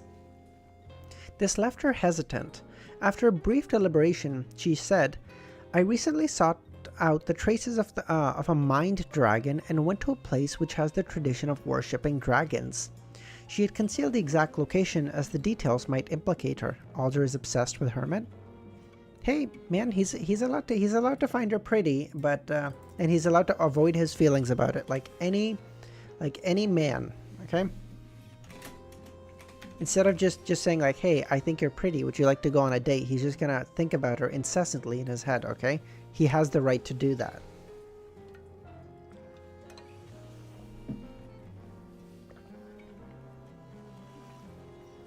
Audrey simply mentioned the ancient folk song, but didn't describe the contents in detail. She was afraid that the knowledgeable Ma'am Hermit may be able to guess the exact location. She's been on his mind. She only mentioned the inspiration she had and how she used a psychological cue to retain her lucidity in the dream before beginning her magical journey. The ship is setting sail. Hermit and the Hanged Man? Yeah, exactly. Audrey scared Hermit will dox her? Yep. The psychological cue. She knows how to plant a psychological cue? She's already likely a sequence 7 psychiatrist. Then why would she be buying a characteristic? Taking the same potion gives a limited strength increase while being prone to losing control. Furthermore, it's an obstacle towards digestion. To create a mystical item? But that'll overlap with her own powers. There's no value to that. To give it to someone. Amidst Catleia's guess, Audrey had already mentioned her chaotic dream and how she came to the edge of her consciousness. Or conscience. Then she used the conjuring method she learned from Mr. Fool to create a staircase that led downstairs. She then slowly delved deep into her conscience. Catleia aware of the acting method? Well, as a sequence 5, I would have assumed so, yeah.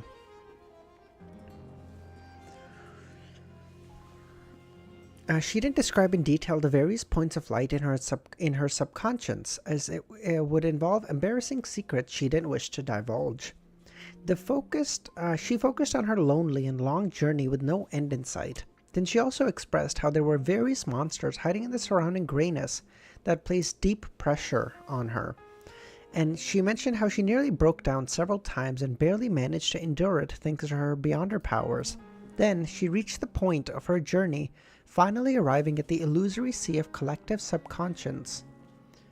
Like, this sort of stuff would be so cool to see animated, like Audrey walking down in just a dark gray place with no fucking beginning, no end, and just constantly walking until the memory imprints of the human pioneers and the spread and reflection of the consciousness of the surrounding creatures were presented under Audrey's coherent and unhurried description. Audrey talking about how she experienced 10% of what... Yeah, exactly. Audrey's like, oh my god, it was terrifying. My journey just wouldn't come to an end, and I had to keep walking and walking. Meanwhile, fucking... Derek, like 2 weeks ago, was stuck in a time loop, and he was like, holy fuck, I'm gonna die here in this piece of shit fucking temple, not knowing where I am. And he didn't cry about it. He was like just in a day's work, no problem.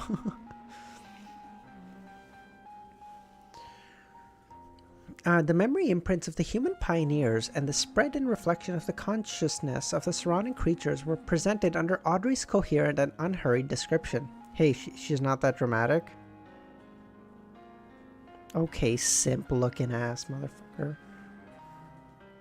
Then it was fixed onto the dragon with grayish stone scales that had flown out from the sea of collective subconscious. The mushroom, Amon, time loop, kill parents. Yeah, literally. Take any one of those, and that's like more than Audrey's gone through since becoming a fucking Beyonder all put together. Amon, the mushrooms killing his friend, killing his parents. Like, Jesus Christ. There's a dragon that lives in the sea of collective subconscious? What a magical and beautiful journey. Although Miss Justice didn't encounter any dangers or enemies, it still leaves me a little surreal.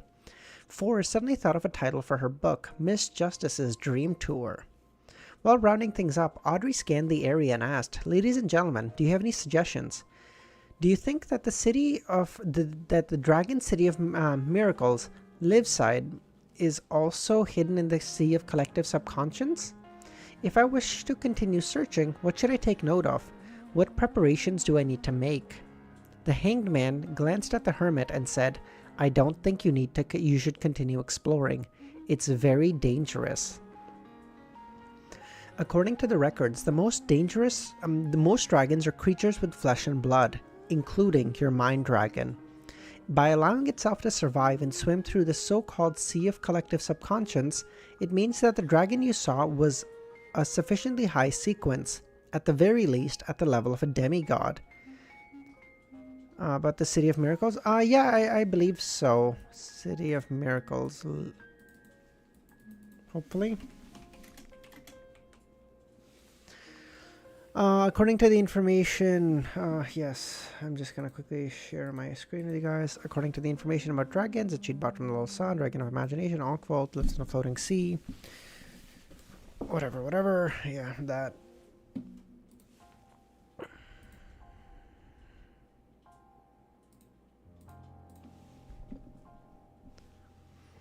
Glanced at the hermit, yes.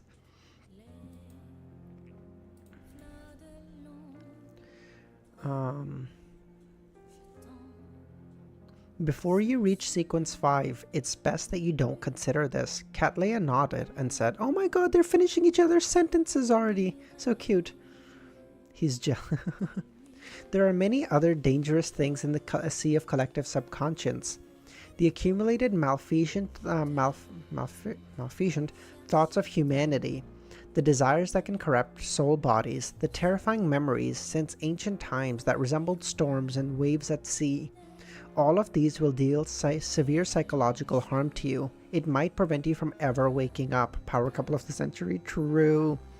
Besides that, the sea of collective subconscious of all creatures, that which isn't limited to just humans. There may be evil spirits, evil gods, or the consciousness of some terrifying existence hidden there. They're like gigantic maelstorms that can devour ships. Before you truly acquire beyonder powers that allow you to travel through the sea of collective subconscious, it's best you don't try to rashly explore too deeply. The ships keep getting worse. Audrey, who was filled with expectation, felt disappointed. However, she couldn't help but admit that the Hanged Man and Ma'am Hermit had spoken very logically and sincerely. Should I add this part about... Yeah, I should add this part to my notes.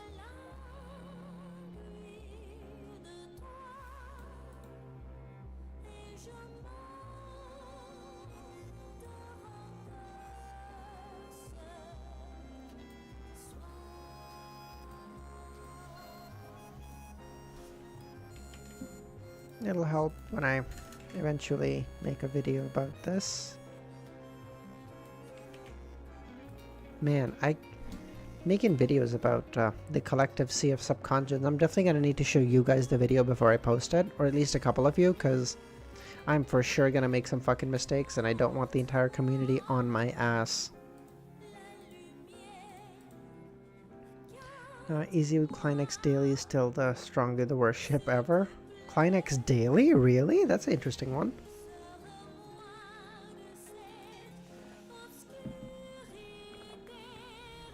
Blood Moon Queen. The true power couple of the millennia.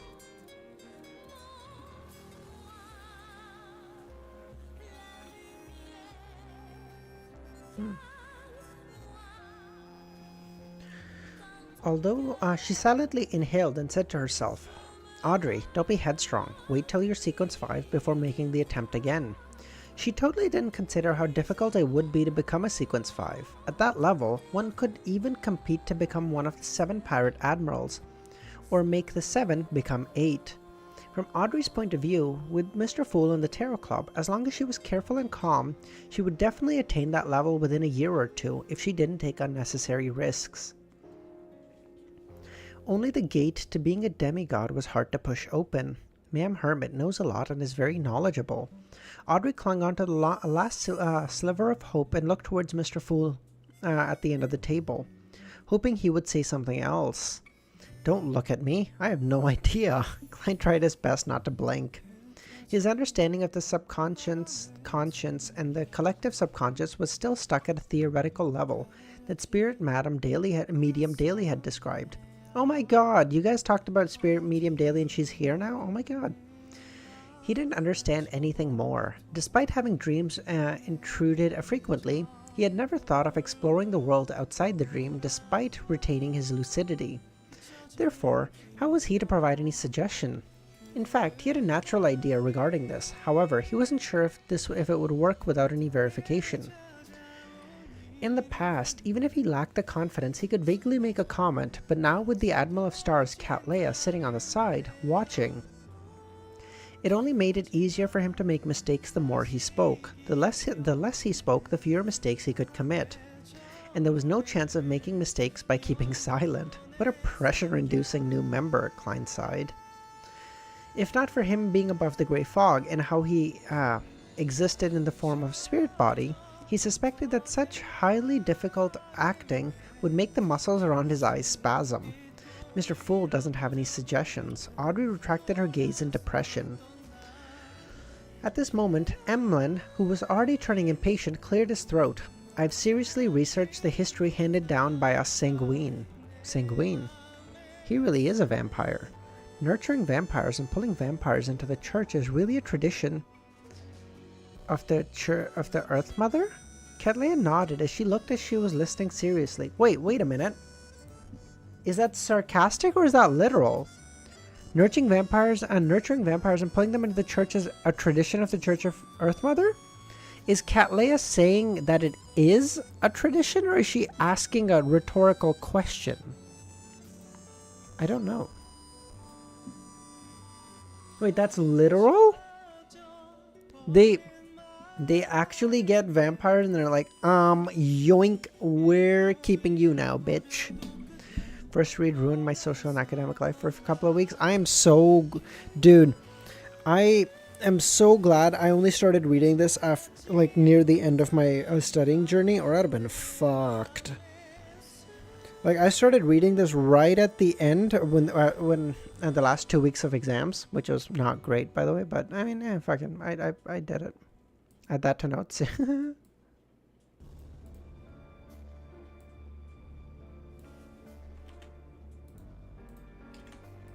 Why would the Earth Mother... Why would that be a tradition of the Earth Mother? That sounds so silly. I nearly failed my physics paper. It would do that. The moon directly expressed his identity. Does this mean that Mr. Fool has a potent deterrence, even in the outside world? That the members aren't afraid of their information being leaked? It seems like I don't have to completely hide my circumstances. Emlyn paused and looked at the sun before tipping his chin. Before the Cataclysm, there was no City of Silver, only the Kingdom of Silver, J'accuse. If it were anyone else who had thrown such doubt on him, Derek would have hastened to retort, expressing the fact that the people of the City of Silver were descendants of the Kingdom of Silver, and that he hadn't lied. However, after glancing at Mr. Fool, or Mr. Moon, and sensing his smugness, Derek turned his head to the side, feeling that an explanation was beneath him.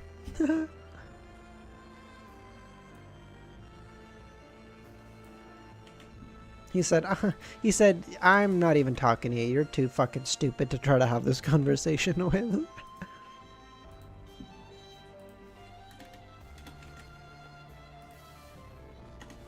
Emlyn's gonna start beefing with a child again. Kids arguing, true.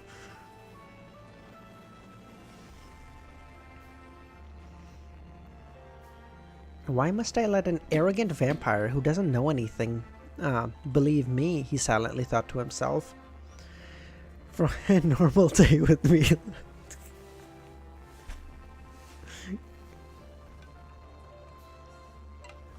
Khaled, you're trying to get banned, aren't you?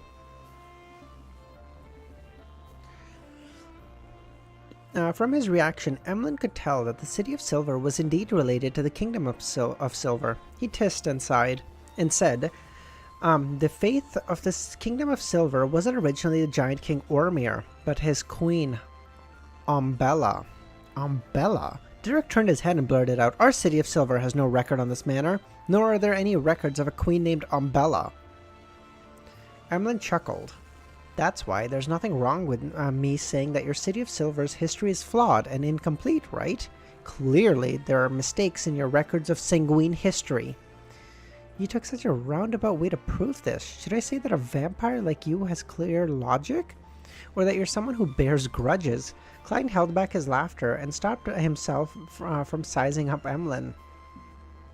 The moon and the sun's debate benefited him greatly, allowing him to know that the giant queen, the goddess of harvest, was named Umbella. I'm just gonna add it to my notes again. I know it's already here, but it's nice to just have.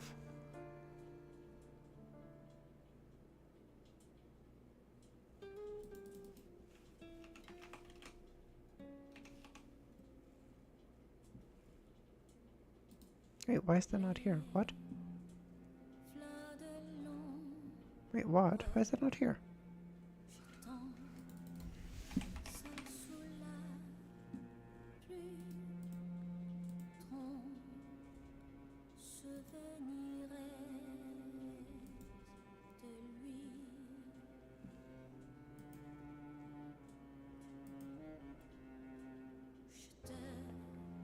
Flagrea.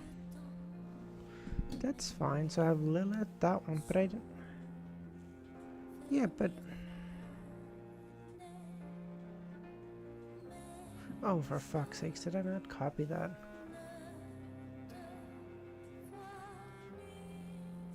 Oh, I don't. Maybe I didn't copy this.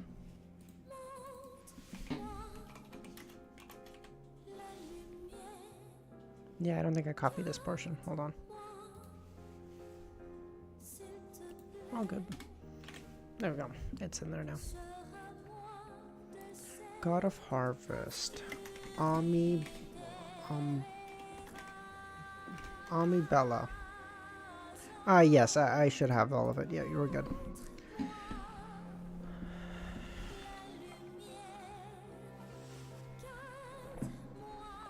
I don't think it's Bella, Romero. Does that sound silly? Because it's O-M-E. And O-M-E in my mind would make not Ami. Is that weird?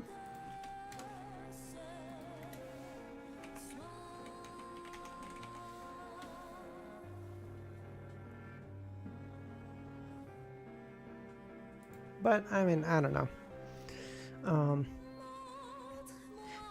Just as the sun was about to retort the moon, when he heard the hermit speak, Bella is the goddess of harvest from the second epoch. She's also the queen of the Giant King's court. Legend has it that she persisted at the end of the second epoch, but it's impossible to verify since no one has seen her corpse or relic. I just pronounced Bella. Google Translate says that.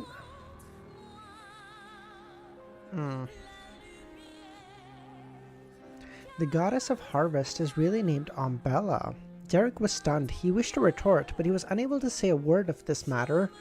He was unable to say a word, as this matter proved that the history of the City of Silver had several holes. He instantly felt somewhat aggrieved. Another pronunciation fight.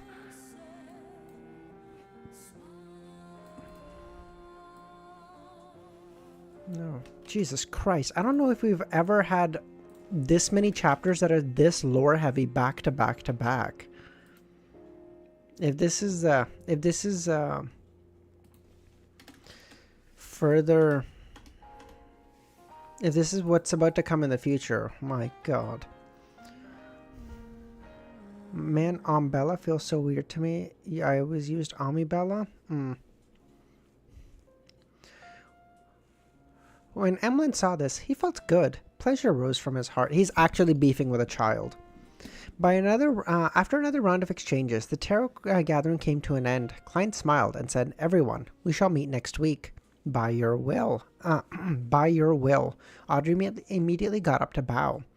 The others weren't any slower, including the hermit. Upon returning to reality, the Admiral of Stars, Cat Leia, looked at the shattered celestial globe on her desk. She then seriously recalled what had happened at the gathering. A few details made her believe that the Tarot Club involved itself in matters that made it nothing to scoff at. The hidden deep in the gray fog was Mr. Fool, like the world, who was hidden behind thick shadows. He was unreadable and unfathomable. It was unknown what he was planning to do. After more than 10 seconds of silence, Cat Leia retrieved a pen and some paper and wrote while deliberating. Someone has been deliberately collecting the Emperor's diary pages. See? She just called Roselle the Emperor. Her Majesty.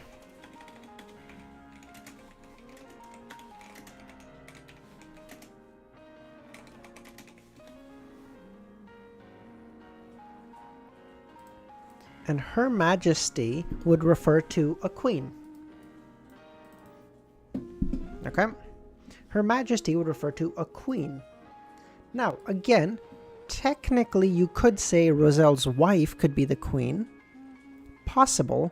But if Roselle died and he was the emperor, the title likely doesn't pass to his wife. It passes to their eldest child, which would be Bernadette, who would become queen and hence become Her Majesty. Let me cook.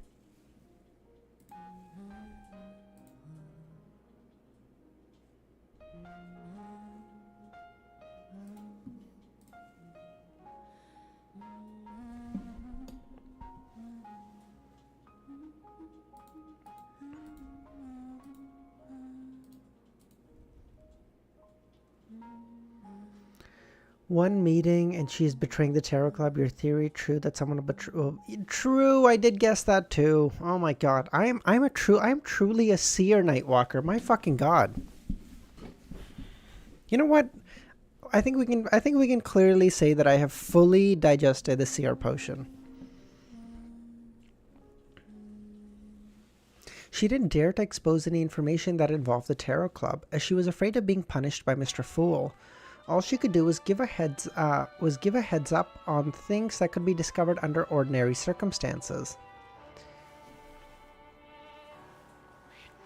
After she was done writing and folding the letter, she took out a golden, exquisite harmonica she carried with her, putting it to her lips, and she blew it. In the blink of an eye, she saw the letter strangely vanish. Even though she wasn't wearing her glasses, she was unable to discover the arrival of a messenger. Kat lay aside and reached her forehead as she silently said, "The pressure is really huge when participating in a gathering while under the supervision of a god." I have the clown potion formula.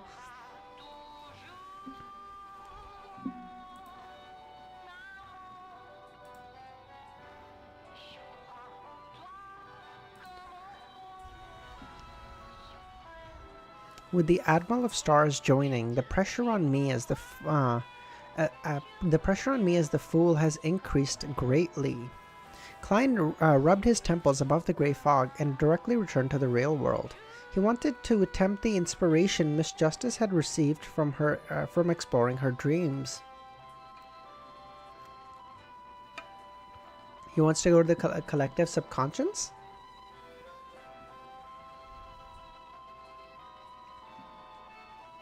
My god, we're like 30 minutes behind today of schedule. Jesus Christ.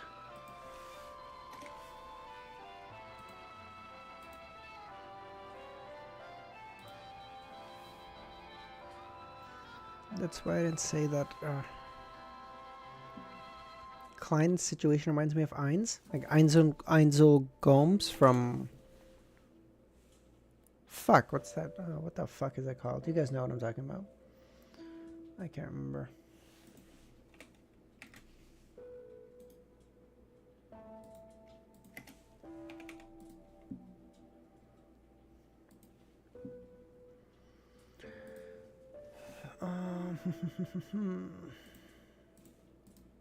Overlord, yes. Okay. After a series of chores, Klein opened his locked bedroom door and looked into the living room. He saw Danet sleeping soundly on the reclining chair. Although he had long heard it, Klein couldn't help but lampoon. It's not even 4 in the afternoon. Has this guy completely let his hair down now that he doesn't need to monitor the radio? With a thought, he gradually smiled, feeling that this was exactly what he needed. The premise of him maintaining his lucidity in dreams had involved someone invading his consciousness. Typically, his dreams were a turbid mess, which meant that he alone wasn't able to complete the experiment. After all, he couldn't plant a psychological cue on himself. Therefore, he planned on using external forces to enter the dream of others. This way, he could maintain his lucidity like a nightmare. He originally planned on heading out to find a suitable target, but Danit's posture was in a perfect state that he could hardly stop himself. No, I should be experimenting, Klein corrected his thoughts. He contemplated for a moment and didn't use a dream charm. As a Sequence 7 pyromaniac, with the ancient name of being Fire Mage, Danit's spiritual perception wasn't to be written off. Once he silently chanted an incantation that could stir the powers of nature, Danitz would immediately awake.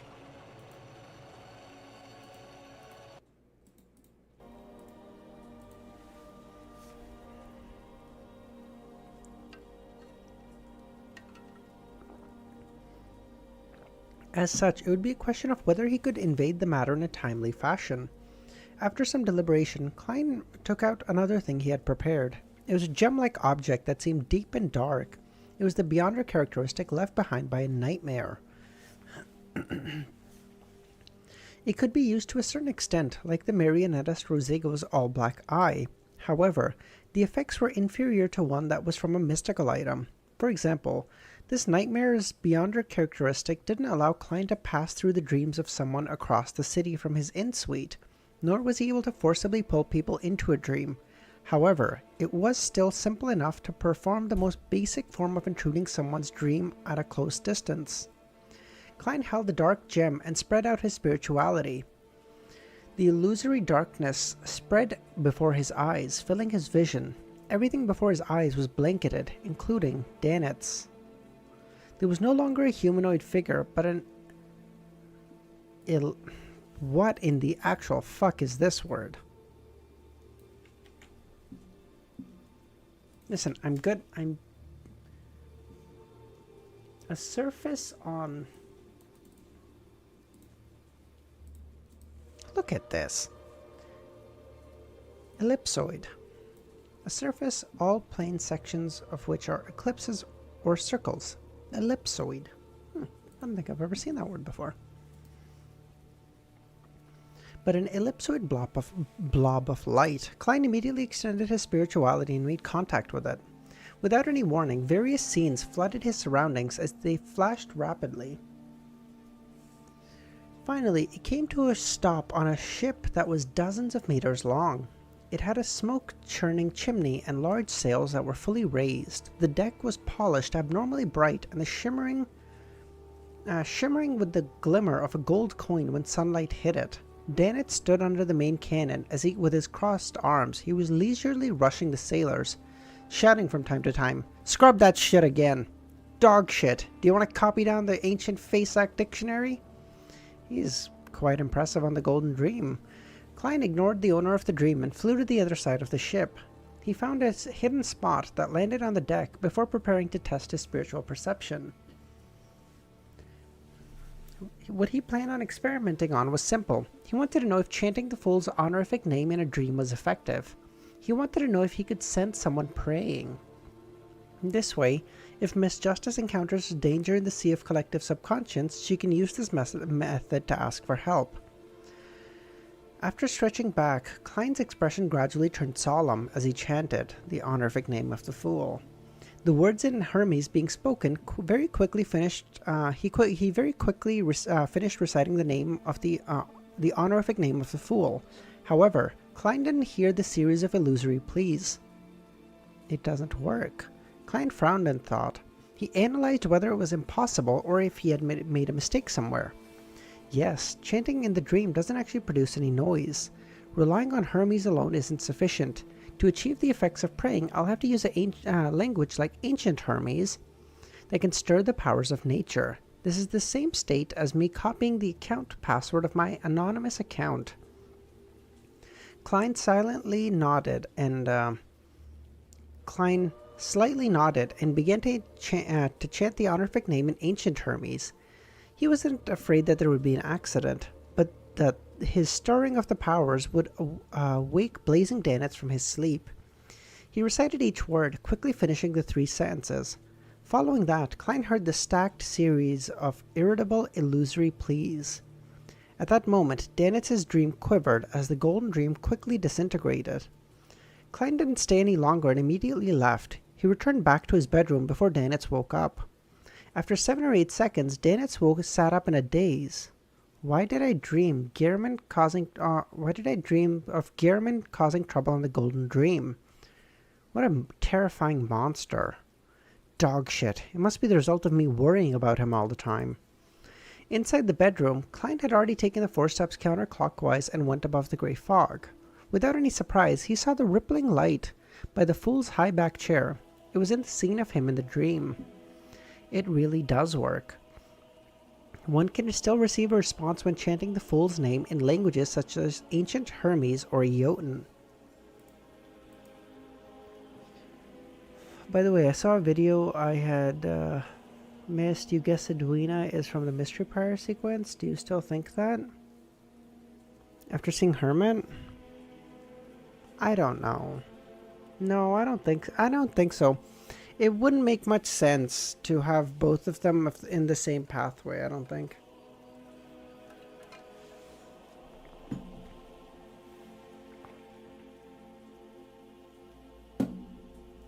Wait.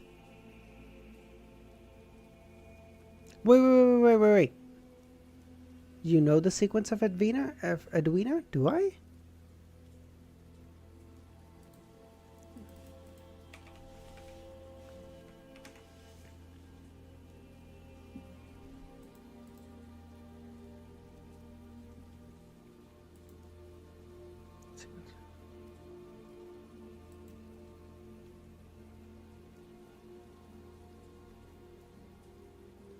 Wait, you know this? Oh, yes, the Mysticism Magister. Yes.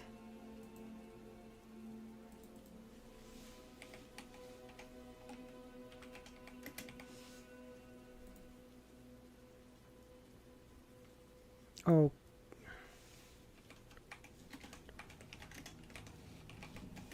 Yes, I do. Mysticism Magister. Yes, you're right. Yes, I do. Yes, it's in the notes. Sorry. Edwards. Okay. Mysticism Magister. No, so she can't be off the Mystery Prior pathway then, because I know all the way up to sequence 5. Or sorry, I know all the way up to sequence 4 of the Mystery Prior pathway now. So she can't be that unless she's a fucking... Unless she's a fucking saint, which, pff, no shot. Mysticism Magister. Sleepless doesn't seem likely because they would be right on top of it. So, and generally I found Vice Admirals to be sequence 5. Okay. So which sequences do I not know the 5 of? So obviously not Seer. Could be Sleepless since I don't know 5, but I really doubt it.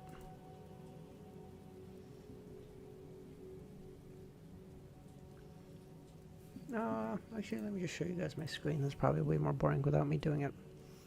Not this one. Obviously not this one.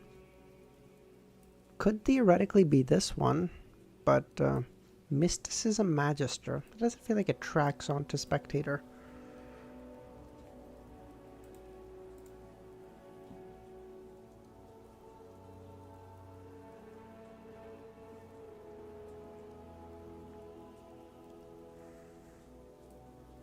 No. Apprentice? Maybe. Doubt it's that one. Wait. Affliction. Kilongos had creeping hunger. True. Affliction.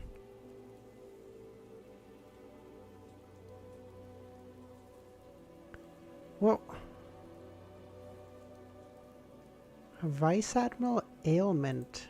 Ailment and affliction are kind of synonyms, no?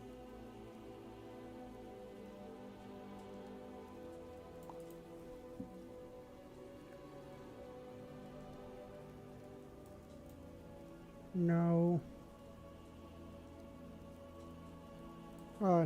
I guess it could be 6, which is not off the monster pathway. I'm so curious. Dude, the monster path... that's... yeah, exactly. Vice Admiral Tracy, right? I'm curious about Tracy, though. She might be an affliction. Ailment? Yeah, but ailment and affliction are sort of synonyms. Yeah, no, I know that's not Edwina. Yeah, I know. It was the girl who we were talking about for Helena.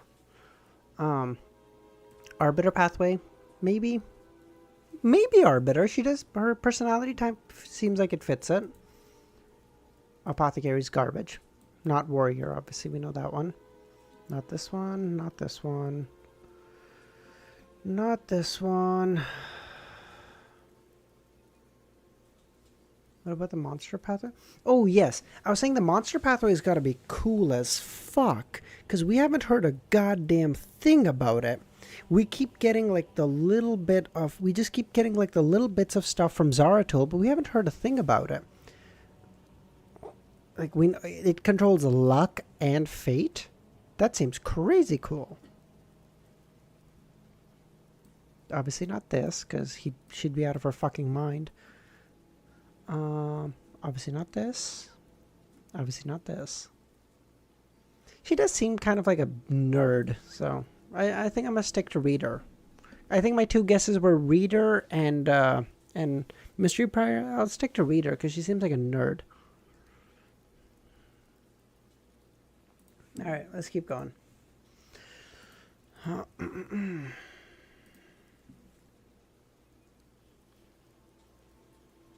Snake of Mercury goes hard as fuck.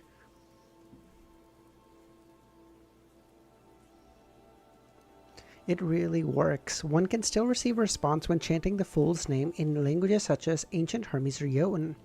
It's no wonder that some people might suddenly die in their sleep despite not doing a thing. This might be, they might be reading some materials or had memorized certain symbols in the day and accidentally replicated them in their dreams. The danger in this world really cannot be prevented. To inform her later instead of saying it on the spot is a little damaging to the Fool's image. But Miss Justice is the kind of girl with a huge sense of curiosity. Although she has already been warned, and even if she's a little mature now, there's still the chance of her taking risks. Of course, if anything happens, it's on her and it has nothing to do with me. Klein couldn't help but recall Miss Justice's adoration of the Fool and thought about her optimism and cheerfulness. Finally, he sighed and said, I still need to inform her. This is the treatment a VIP gets. After making the decision, Klein didn't hesitate to touch this crimson star that touched that represented Miss Justice. In a room of the huge manor in Eastchester County, Audrey had her legs leaning sideways as she sat before her dressing table. She was recalling the words of the Hanged Man and the Hermit. After being warned by two senior Beyonders, she realized that it wasn't something mid and upper echelons of the psychology alchemists weren't aware, that one could explore dreams, the icy mountain of the subconscious and the sea of collective subconscious by using a self-induced psychological cue. The reason they didn't tell me is that because it's too dangerous. Username, how's it going? I'm only a sequence 8 telepathist. I'm not equipped with the powers of a psychological cue. Wait, isn't she a sequence 7 psychiatrist now? Is this a... Oh, from their point of view. Haha, sorry. So there was no need to warn me. Audrey finally understood the perplexing matter. Just as she was about to let Susie enter the room to calm the disappointment in her heart, she saw the thick grey fog spew out. In the middle of the grey fog, a figure sat on a high-backed chair. He looked at her and said, "Do not make attempts without careful consideration. However, if you encounter danger, you can recite my name." Recite your name? Audrey's eyes widened as she became overjoyed. Yes, Mr. Fool. Use Ancient Hermes. With that said, his figure faded away and the fog vanished. Audrey sat there stunned for 2 seconds. Mr. Fool actually specially warned me. He even permitted me to use his name in my dream. Audrey excitedly took a few steps on the spot, believing that she had really become a blessed of the Fool, or the blessed of a god. Read by comment. You're very close to overtake Easy. Do a big stream and go ahead of him. Make his cosplay as Sharon. Oh, I don't think either of us technically strictly agreed to that. I'll get to 600 before he does, probably. Unless he does some crazy long stream today, will be no big streams. No big stream. Yes. Just be consistent. Yeah, that's my plan. Slow and steady wins the race.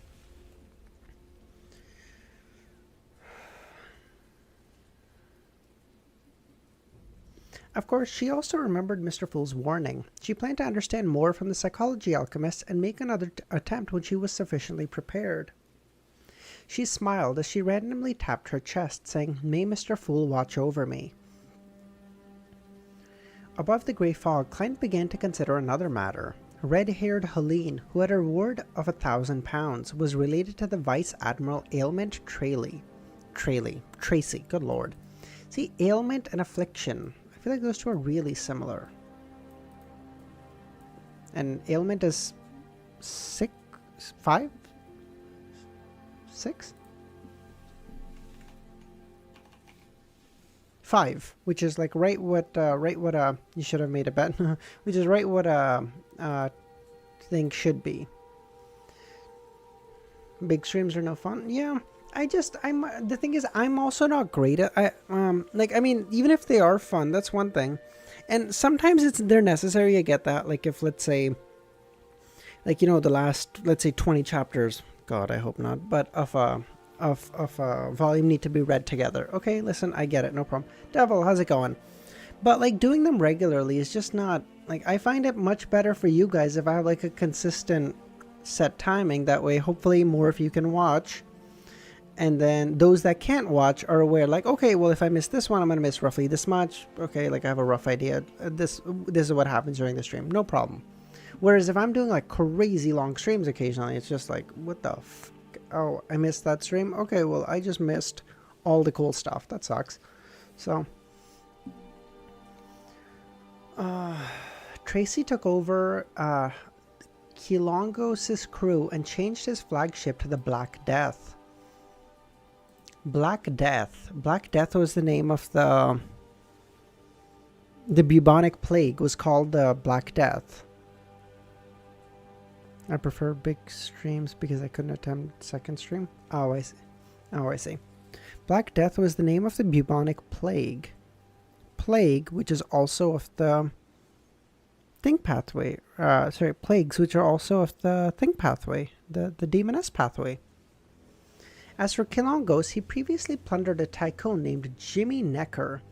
That tycoon had previously obtained parts of the Death's Chronicles. It came from a Balam royal family's mausoleum. This information came from the nightmare inside Creeping Hunger. It should benefit Mr. Azek to a certain degree. I can also investigate the matter in passing. Klein found another reason to look forward to finding the red-haired Helene. He originally planned on using the magic mirror Erides to find her, but now he planned on mobilizing the Sea God believers to do a search. In the past, it's quite demanding to send a revelation for just £1,000, but now it involves a pirate admiral. It can barely make people guess that there's secret motive behind it. Klein conjured the red-haired Helene's photo and summoned the Sea God scepter. He had never done a mass revelation, so it was possible that it would be a burden that he couldn't withstand. He chose higher-ups like Kalat and Edmonton. With waves reaching high into the sky as a background, he said in a deep voice, "Find her and protect her. Be careful of Tracy's forces." Klein didn't provide further explanation as he broke down this scene along with the red-haired Helene's photo into many sets before projecting them into the corresponding dots of light. My favorite part of the Faceless arc is coming. Let's go! It should be soon now. Maybe not soon, but it shouldn't be too far from now when Klein becomes a marionettist. But if my theory is right, Klein's going to be a marionettist for super long. So he better have some really cool powers as a marionettist. Because if this motherfucker's stuck there for like 200 chapters, and I have to watch this motherfucker not be able to do anything cool other than pulling strings, I'm like, ugh. Falling asleep over here, bro. Although I guess Klein can get a lot of powers from sealed artifacts at this point, so it's not really as much of a concern.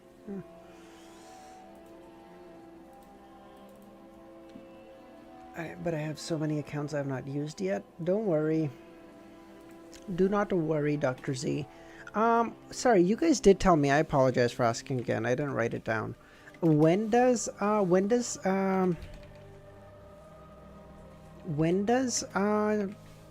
3 end?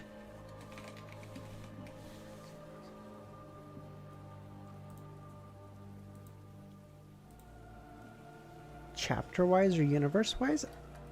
I'm sorry, say that again, Leslie. What are you referencing? He has Creeping Hunger. This is true, so his powers will be supplemented a lot. Wait, is it Dr. Z? Easy. Easy, devil.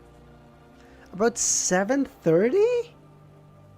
Whoa, that was way late. Well, no, I guess that's 160 chapters from now. That's not that bad.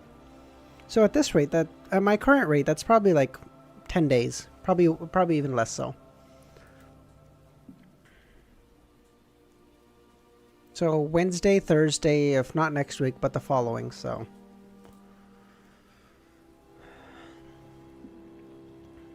You're like at midpoint? Okay. Yeah, and I feel like I didn't start it that long ago at all. I don't know when I started Volume 3, but it feels like it was like yesterday. In a forest in Blue Mountain Island where the Resistance base was located, Kalat raised his bald head to look at the sunlight. His eyes couldn't hide the joy. He acutely sensed that ever since the god reappeared over the land, his stated 10 commandments, the previous bloodshed and chaos had changed. From time to time, he would provide them with guidance which was filled with wisdom. Furthermore, he would observe all creatures and proactively interfere with the situation at sea in a bid to help the resistance, and everyone in Rorstead, allowing them to pass through a difficult, thorny path while still being able to see some hope. Perhaps this is the true meaning behind his reappearance over the land.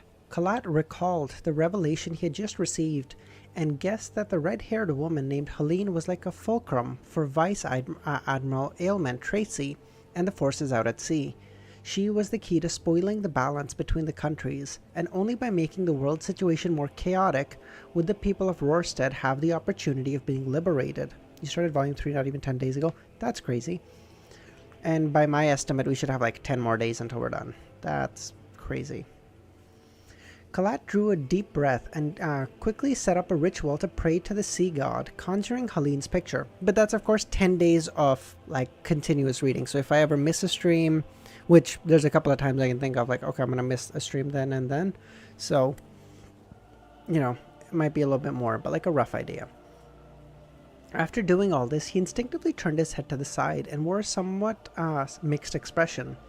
Living in that direction was the high priest of the Church of the Sea God, a priest who was a high-ranking member of the Resistance. Although they don't dare go against the revelations and have made tremendous changes, in many ways they're still immersed in the past. They're obstinate, conservative, backwards, and savage. They refuse to embrace a more civilized church. If this goes on, they'll one day be abandoned by God. Kalat couldn't help but hide the smile in his heart, while he felt a strong sense of anguish. Wait, does this mean Alger is technically the first Terror Club member that worshipped Klein as a god? I would think it's Audrey. Oh, you gonna finish Volume 3 when I'm in exams? Oof, Khaled. Oof. After scanning, when's your last exam, Khaled? After scanning through the believers' prayers and picking a few to respond to, Klein returned to the real world. He planned on heading out to search for a chance to enact true acting. When his right hand gripped the door handle, a ridiculous but possible thought came to his mind. His true goal is not to find red-haired Helene, but to use the opportunity to get Vice Admiral Ailment Tracy and figure out what happened to the tycoon Jimmy Necker so as to get to know the location of the ancient chronicles of death. I feel like anything death-related summons Azek like a fucking moth to a flame. I feel like Azek is going to show up again soon. Let's go, my goat! Come on! That is to say, I only need to lure Vice Admiral Ailment Tracy with the red-haired Helene.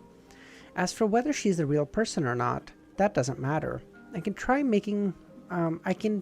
make myself red-haired Helene and let Danet send me to Strongman Ozo, get the reward, and easily meet Vice Admiral Ailment Tracy. What an impressive sequence of actions, characteristics, convergence, for real, actually.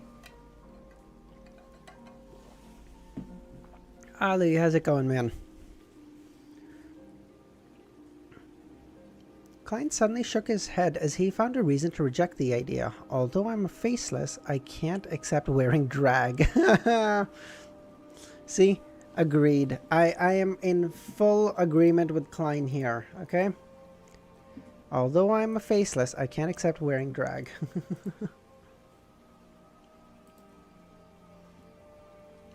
Could it be that overcoming my inner resistance is one of the principles for acting? You know the meme song Colors? I think so, yeah. Furthermore, I don't know red-haired Helene. Acting as her wouldn't work. I would just be like her on the surface. I wouldn't be able to fool people who are familiar with her. That way, I won't be able to meet Tracy. Yes, the person searching for Helene might not be Tracy, but an enemy of hers. I don't know the Vice Admiral's background. Rashly doing such an act would result in immense danger. It's best to be safe and abide by my wishes. I'll first search for red-haired Helene, and after determining the details, I can consider the subsequent actions. $20 is $20. At that moment, Klein suddenly felt that something was amiss in the living room. Danitz's snoring had softened, and the time between each snore shortened. Vice Admiral Iceberg is here? Klein turned the handle and opened the door to the bathroom. While making this silent action, Danitz sat up with his eyes open. He tried to hide a smile and said, "Captain came." She said that the Admiral of Blood's crew was sighted at a Longtail Island and is continuing south. His destination seems to be the Berserk Sea. The source of the news is trustworthy. Longtail Island. The island at the southern end of the Rorstad archipelago. From the looks of it, Admiral of Blood previously planned on coming to Bayam, but the fight between Kalvatua and the Sea King Jan Kotman scared him away. He circled around the area and headed straight for the Berserk Sea. Yes, it's possible because of his intelligence officer, Old Quinn, didn't send a telegram to inform him. Klein felt pangs of regret and could only lament how reality changed faster than his plans. He had planned to make his hunt of Admiral Blood become the crowning battle of the crazy adventurer and bounty hunter, Gehrman Sparrow. Killing a single steel Mavetti ultimately lacks that shock and awe effect. Danitz felt a little uneasy from the intense stare that Gehrman was giving as he gave a hollow chuckle. Admiral of Blood has fled. Your cooperation with the captain has come to an end, right? I can return to the Golden Dream? Further developments can be done with your messenger? Klein pondered for a moment and took out a piece of paper and scribbled the method to summon the messenger. Following that, he flicked his wrist, sending the piece of paper out like a metallic plate. Danitz was a Sequence 9 hunter, so he easily caught it. He scanned it before a scarlet flame rose in his palms and said, "Even if I forget, the captain has a way of making me recall it. I can now return to the Golden Dream?" "Yes, I can." Danitz held back his urge to pump his fist in celebration, afraid that he would end up antagonizing Gehrman. He smiled cautiously and said, "I'll first pay off the room for this period of time and buy a ship ticket. As you know, Bayam hasn't been calm recently. Captain doesn't want for the Golden Dream to dock at the harbor here.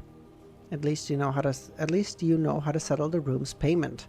Klein didn't say a word as he maintained his austere attitude. He draped himself with a coat and took his hat before walking towards his luxurious suite.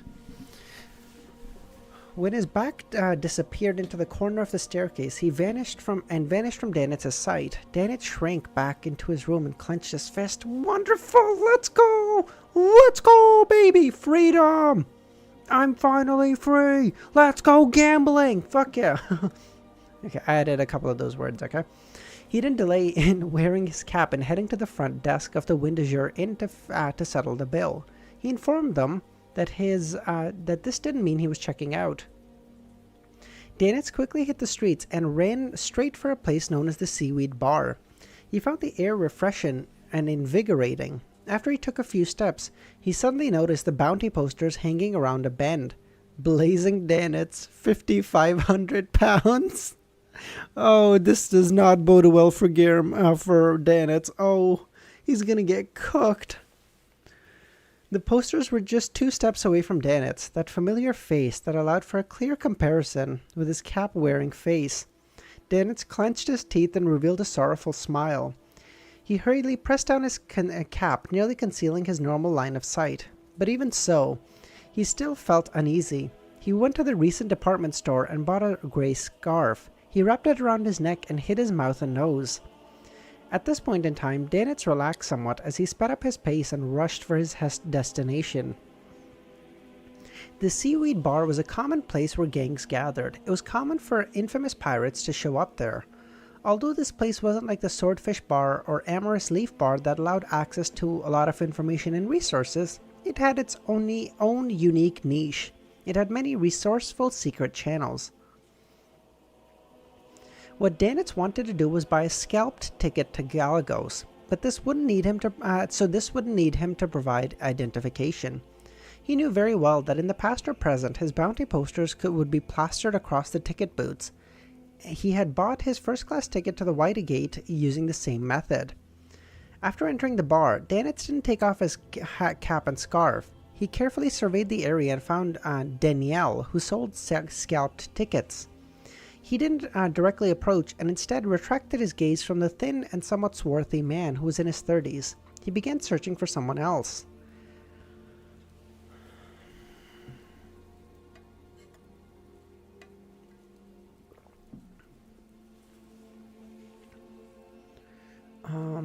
Danitz, after a round of choices, Danitz squeezed through the crowd and arrived beside a lad who was drinking at the bar counter. He tapped on his shoulder and said in a suppressed voice, "Do me a favor." "What?"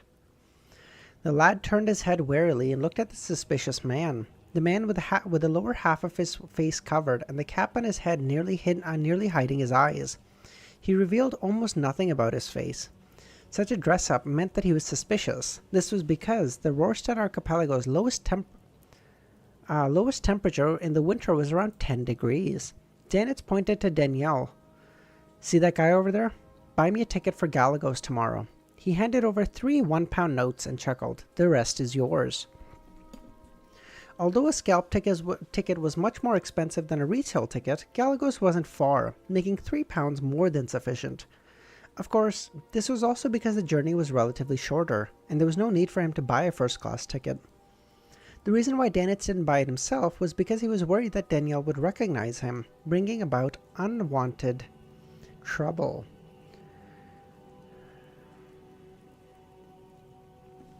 Back when his bounty was only £3,000, pirate and adventurers at his level or lower had to consider how many people were needed to take him down.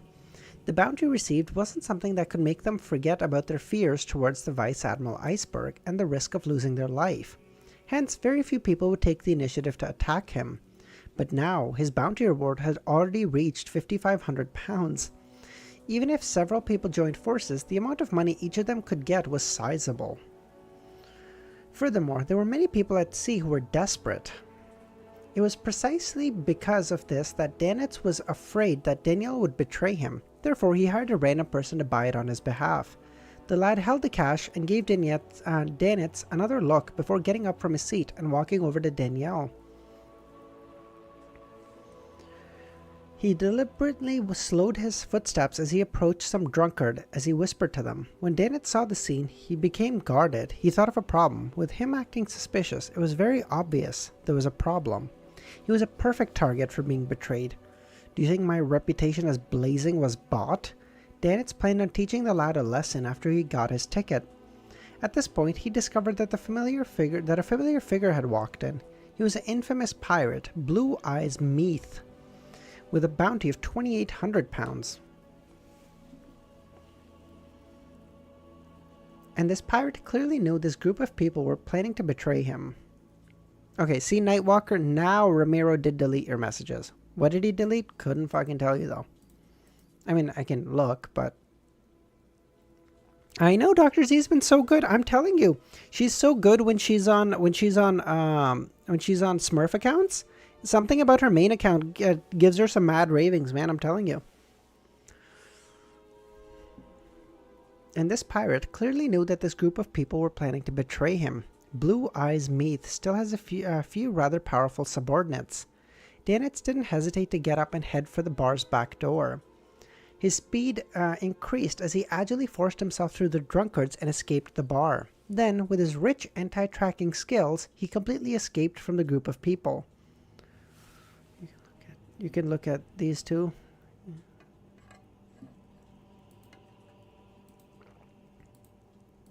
Oh. Okay. Neither of those needed to be deleted, Ramiro.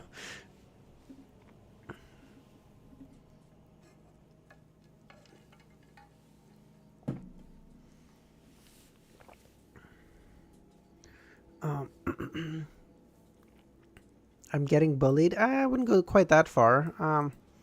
Justice. I should take... Yeah, exactly. Take residence in the Faceless. Danitz didn't dare stay on the street since it was already dark. The patrolling police and soldiers would be increasing. He went straight back to the inn and opened the door. to his suite. Inside was Gehrman. Danitz forced a smile and said, "There's something I forgot to mention just now. Captain wishes to ask if you have any interest in meeting her at Galagos."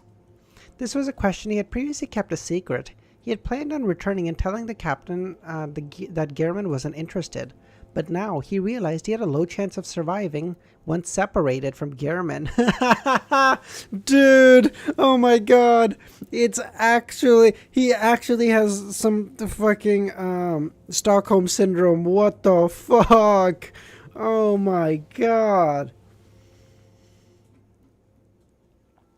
Wow, I am a full half an hour late. That's crazy. I'm so behind schedule today. But we've been having a good time. We've been having a great time. The Stockholm is too strong.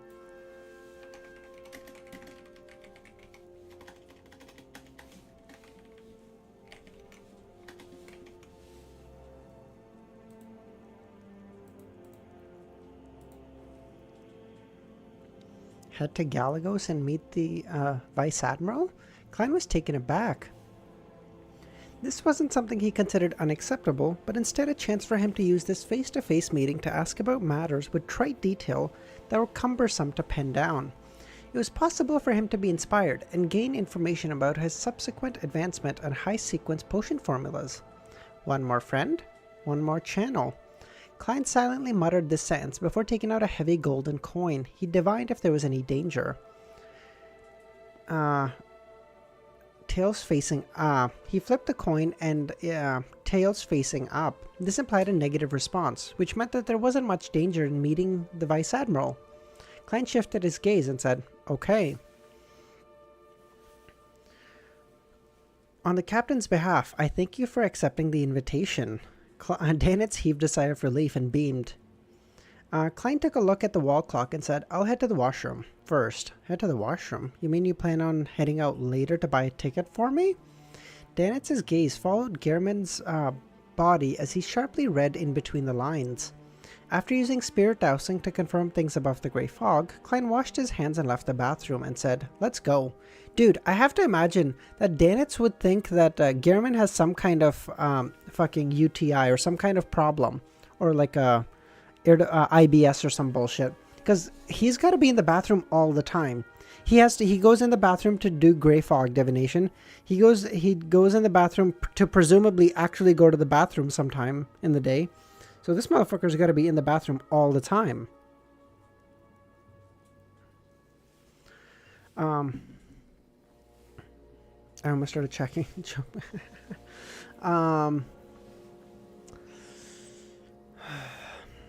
After confirming, Klein said, "Let's go." "Me?" Danitz pointed at himself. Klein put on his coat and nodded. "There's no need to, right? You can directly find Ellen and get him to help buy us 2 tickets. In this rare occasion, Danitz sincerely provided a suggestion. Klein coldly swept his gaze across from him and didn't say a word, and went out the door. Danitz trembled and swallowed his second suggestion of buying fake identification documents and used Gehrman's ability to change appearances to buy tickets via official channels. He wrapped the scarf around him once again and pressed down on the cap before quickly following Gehrman.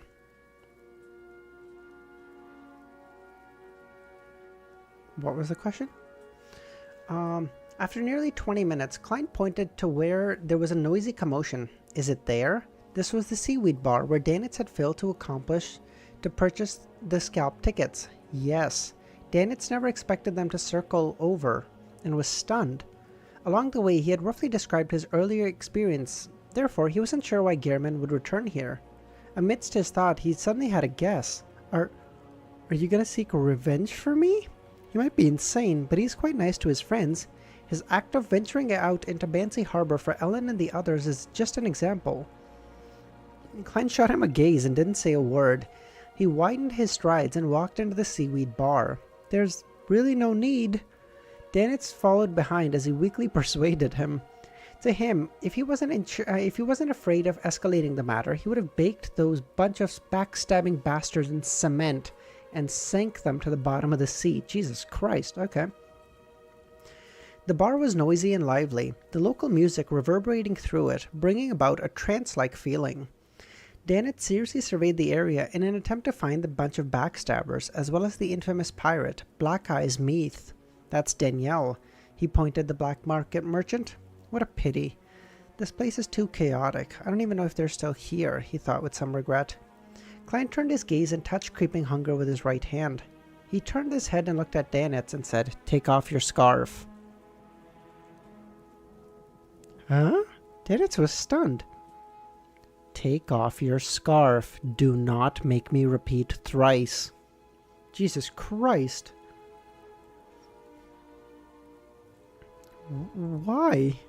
Dannett choked back the question under the icy cold stare. He blankly removed the scarf in puzzlement, and he had a baffling feeling that the people around him were sizing him up and recognizing him as the great pirate Blazing Dannett. Klein maintained his smile and concealed madness and instructed, "Take off your cap." That is some goat shit right there. He said, "What the fuck are they gonna do, bro? Go in there loud and proud and say, 'Bitch, give me my shit.'" Go over and buy a ticket.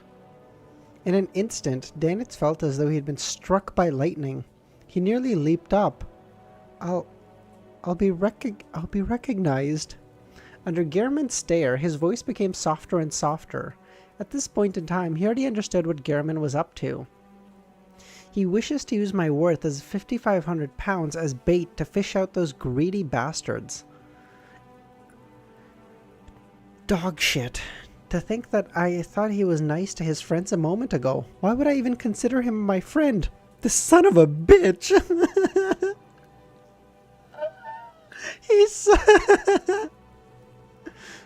He couldn't put up any resistance since he knew how crazy Gehrman was. This was a madman who was even thinking of hunting a pirate admiral. Dannett revealed a twisted smile as he slowly turned his head back, took off his cap and walked over to Danielle. Around him, gazes swept past him and paused for 2 seconds before they retracted. As the drunkards moved away from him like the receding tide, they opened a wide path for him as though the ocean was split. Motherfuckers like the Moses of this world with drunks, though. Were made to bait.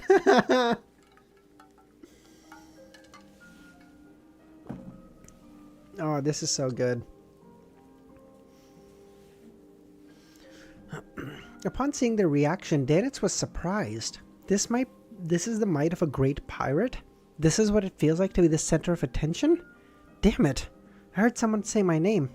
Someone is whispering, Blazing. Dannett knew he had been recognized. As he moved forward anxiously, he hung his hands down and prepared to do battle. Among the crowd, Blue Eyes Meath blurted out, "Dannett? Blazing Dannett?" His subordinate exchanged looks and said, "Boss, it's really Dannett, 5,500 pounds. Should we attack?" Meath narrowed his azure blue eyes and with his left hand slapped the back of his subordinate's head. "You stupid ass! If Blazing was a stupid ass like you, he would have killed you numerous times. He appeared here because he's not afraid of being attacked. He's a powerhouse behind him." Meath suddenly felt horrified as he looked around. He suspected that Vice Admiral Iceberg, Edwina, had secretly arrived in the city of Bayam. Through the gaps in between the crowds, he saw a young gentleman in a black double-breasted frock coat. He wore a half-top hat, had black eyes and black hair and brown eyes. He looked thin, but had an angular face. Without any words, Meath's spiritual perception told him this was a terrifying existence. Oh, shit. His spiritual perception had previously brought him numerous troubles, but it had also saved him even more. "Let's go." He suppressed his voice as he ordered. Then, with the help of the patrons blocking him, he fled from the bar's back door, just like how Dannett did previously. Dannett came right in front of Danielle while shuddering in fear before buying 2 tickets to Galagos from a blank and horrified opponent. Even after he returned the way he came, he received the signal from Gehrman to walk out the door. He didn't notice anyone assaulting him. Isn't it said that there are many desperados among pirates? Indeed, a last-minute and rush trap is hardly effective. Something abnormal usually implies that something is amiss. Of course, one can use the abnormality to scare the enemy. Unfortunately, Klein pressed down on his hat before following Danitz. At that moment, Danitz was loitering around the street lamp when he saw Gehrman walk out. He smiled and said, Can I wear my scarf and cap already? That group of cowards. Yes. Klein didn't stop as he sped up once again and reached the end of the street. Danitz's pupils contracted as he hurried after him. Why are we running? Do you want to stay here and be invited back by the Punishers? The true divine kingdom is the bathroom. True. We've been using the bathroom ever since Backlund. We are the god of the bathroom. Truly, the lord of the bathroom. As he spoke, he threw out a paper figurine and burned it to ash. Only then did Danitz snap to his senses. Although those cowards didn't dare to attack him, they definitely had the courage to report him. If he was taken down, they would still have a chance of receiving part of the reward. They ran all the way up to a secluded alley before Gehrman stopped. Only then did Danitz have the time to wrap his scarf and wear his cap. Where are we headed now? Danitz asked. Find Elend, Klein said. The corners of Danitz's mouth twitched, yearning to throw a fireball. To buy tickets to Delinius Island? Delinius Island was the first island past the south of the Rorset archipelago. Right. There's a ship that's headed for that heads for Galgos. Now that everyone's attention is focused from Bayam to Galagos, no one would imagine we take a detour to Dilnus Island and travel from there. Suddenly, Danitz was enlightened. See, this is why you're dumb, Danitz. Get it together. On Tuesday morning, Klein personally helped Danitz don a disguise, making him look like a mixed blood who wore gold-rimmed glasses. Although there was no way to use his faceless powers, it was at least 10 times better than Danitz's own attempts. They successfully boarded the ship and prepared to head to the south of Dilnus Island Harbor. The journey was expected to take 10 hours. The liner left the harbor and steered into the sea. Under the bright sunlight, thin clouds, and blue skies, this hybrid-powered ship silently sailed through the gentle waves amid the cold breeze and the way into the afternoon. At this moment, Klein was inside the cabin, pondering over some contents in the Book of Secrets. Danitz was pacing about, thinking how he could brag to his mates. It also increased IQ. If this is Danitz with increased IQ, he must have been dumb as a bag of bricks before this. Jesus Christ.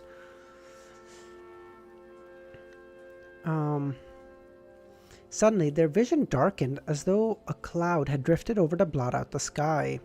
Klein subconsciously looked out and saw a gigantic pitch-black sailboat that had appeared at some moment in time. It was nearly 100 meters long and had its sails fully open. By the side were rows of cannons. Before it approached, it steered in another direction, but it still made the surroundings seem to have a black sun pass by. Danitz revealed a reverent and apprehensive expression before he hissed and said, Black Emperor. Who nest? Okay, 2 more chapters. Oof. Okay, okay. Give me 2 minutes. I just want to take a quick break, and then we'll finish the last 2 chapters. I'm just gonna run to the washroom, and we'll be right back.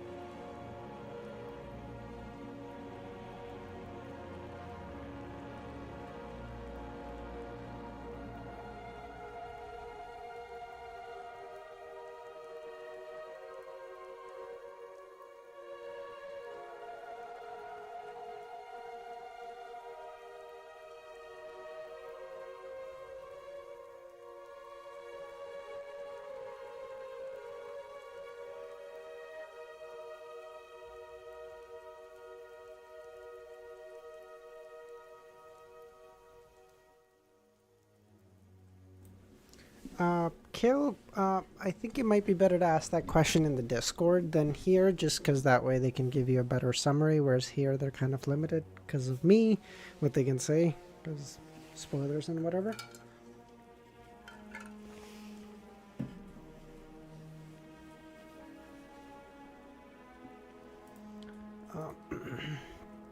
Okay. Upon seeing the gigantic sailboat, Klein's first reaction was fear and wariness. He suspected that the demigod, king of the five seas Nast, was here for him. It's fine. Oh, sorry, I was referring to spoilers for me, not you. But he quickly refuted that guess. This was because apart from using the Black Emperor card in the spirit world, he had never really made the card of blasphemy appear in the real world ever since he came out to sea. There were only 2 or 3 times when they appeared due to a summoning before it quickly entered the spirit world. With the Grey Fog's screening ability and the Card of Blasphemy's anti-divination and anti-prophecy traits, it's impossible for Nast to lock onto me. Klein calmed down as he got up to walk towards the window. Together with Danitz, he looked at the Black Emperor, which defied sailboat logic. The gigantic ship slowly approached in the massive shadow as the scene on the deck became increasingly clear. Oh, yes. Yes. Thank you. Thank you, Pushkar.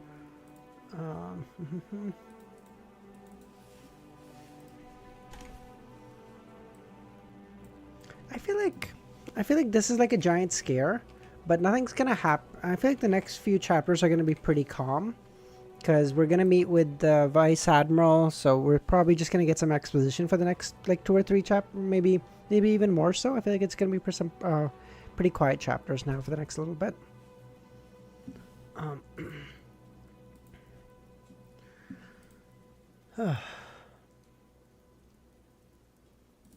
Okay. What's up, Bullseye? How's it going? How's your Gwent deck coming?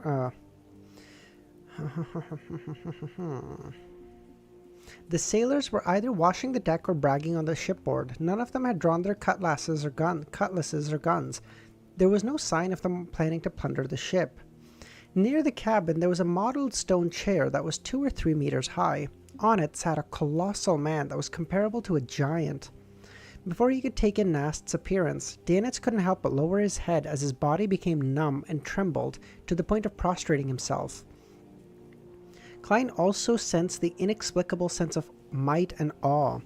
He didn't forcibly resist it to keep his head up and continue looking at Nast. This had a high chance of attracting attention, bringing him unwanted trouble. As a person with many secrets, he had to bow his head when required. Klein retracted his gaze as he admired the rugs on the deck. I'm going to another one in a few hours.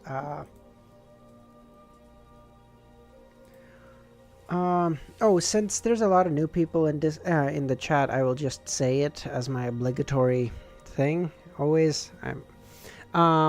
If you're interested, check out a link in the description to our Discord to get heads up for when I'm going live and talking about Lord of the Mysteries and Minecraft also, and other anime. We've become the channel has become very Lord of the Mysteries centric these past few months, but in a little bit, probably after the dong was done, we are gonna get back to other anime too. I promise. Okay. Oh, you got the lack of shame is insane. Oh, Bullseye, man, I have to say, Bullseye is actually doing Unhinged's job since Unhinged isn't here. This is crazy. This motherfucker is, if he and Unhinged are ever in the same chat at the same time, I might actually just have a stroke. That's not even, we're definitely killing the Ender Dragon today. Let's go! How is it great? It leads to madness? Wrong. It leads to greatness, Kill, okay? It leads to you getting a devil trigger. That is amazing. Whatever risks you have to take for that, we take. Fuck it. Unhinged is actually on work. Yeah, he's doing some training, right? Yeah, I think he had to go out west for some training, I think it was.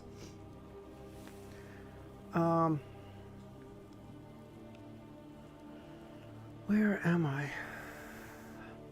After an unknown period of time, he saw the sunlight illuminate the area again as the shadow vanished. He looked up and could no longer see the gigantic pitch black sailboat. The winds and the seas were calm, and the sky was clear. Not really worth losing your sanity over? Wrong. Devil trigger? Totally worth it. Danitz frowned as he muttered to himself. Why would he suddenly be here? Wasn't it said he was still at the Fog Sea recently? The Black Emperor can cruise through the spirit world, so it's normal for him to come all the way from the sea fog in a span of a few days. This is probably one of the reasons why Nast is the greatest of the 4 kings, Klein thought. I'm so curious about the other 3 kings now. If Nast is this strong, they've got to be crazy strong too. He believed that Nast was lured by the Black Emperor card, but it was likely that Nast could only determine a vague area. Klein retracted his gaze and sat back down as though nothing had happened. The straight line distance between Bayam and Dilnius wasn't great, but a sufficient safe sea route was filled with twists and turns, so it took the liner until sunset before it reached the dock. After that, Klein changed his appearance and used a fake identity to buy 2 early tickets and set off before it got dark. They arrived at Gargus at dawn. Danitz didn't enter the city and instead brought Klein on a detour to a private harbor. They then took a simple fishing boat and set off to sea. After nearly 2 hours, Klein saw a sailboat which was dozens of meters long. It was clean and produced a golden luster from the sunlight reflected onto it. Faint but pure light swirled around it. That's the canon of purification. It can only be used 10 times before 6 priests of light need to hold a ritual. That's crazy. Priests of light, are those sequence 7s? Is that what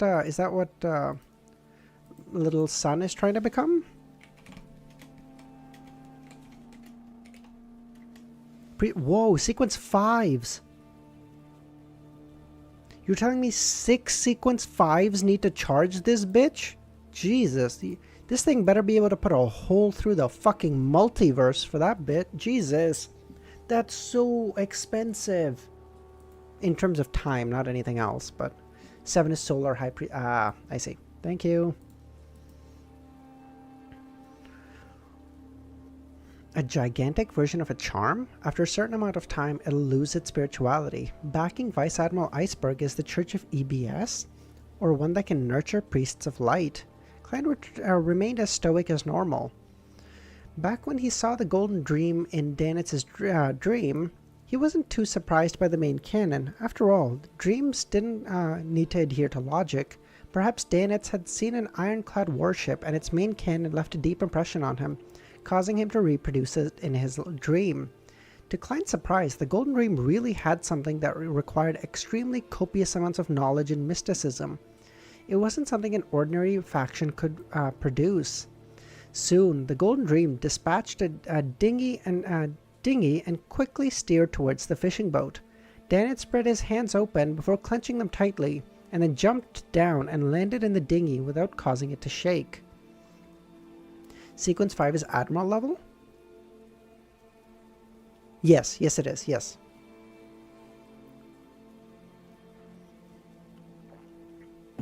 Oh, that is so much better. That's actually fucking drinkable at this point, Jesus.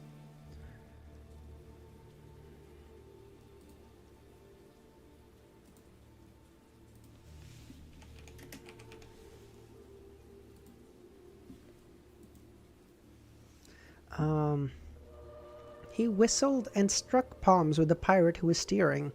He found the former feeling of ruling over the sea once again. Bitch, as long as Gehrman is here, you ain't ruling dick. However, this excitement didn't last long as the dinghy behind him quickly dipped. One more person had joined them.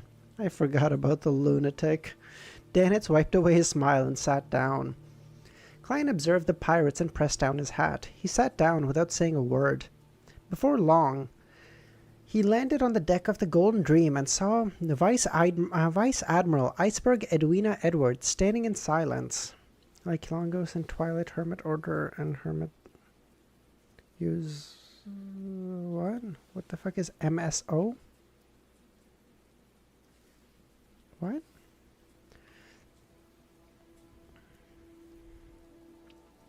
This pirate admiral was nearly identical to how she looked when they met in the dream. There weren't any changes to her hair or looks. She now wore a dark trousers with a pair of leather boots instead of a dress. She had a valiant bearing to her wisdom and beauty. She's more like a pirate this time than a teacher. Klein gently nodded and smiled. Good morning, ma'am, Captain. Good morning, Mr. Gehrman, Edwina replied. She turned around and walked to a spot where the fishing nets were being hung out to dry. She signaled for the pirates to walk away and get busy with their work. Don't mind, Dr. Z, I deleted the first message. Oh, okay.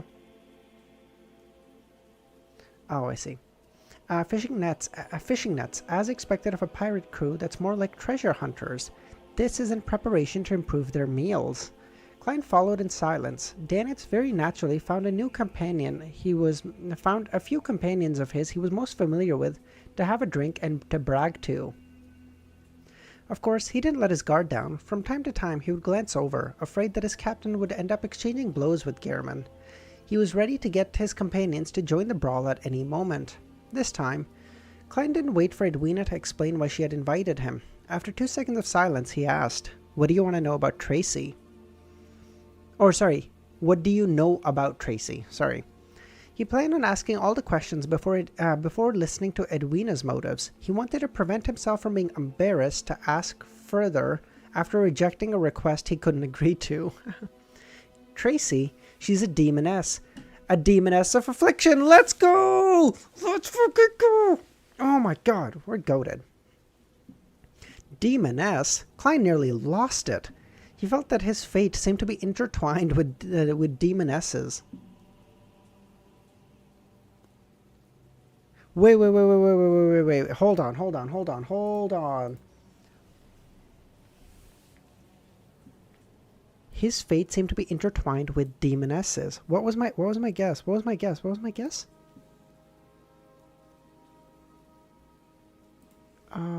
At the bottom of lower. Lower. What subgods did Flagrea have? Fuck, no. Let me type, you bitch.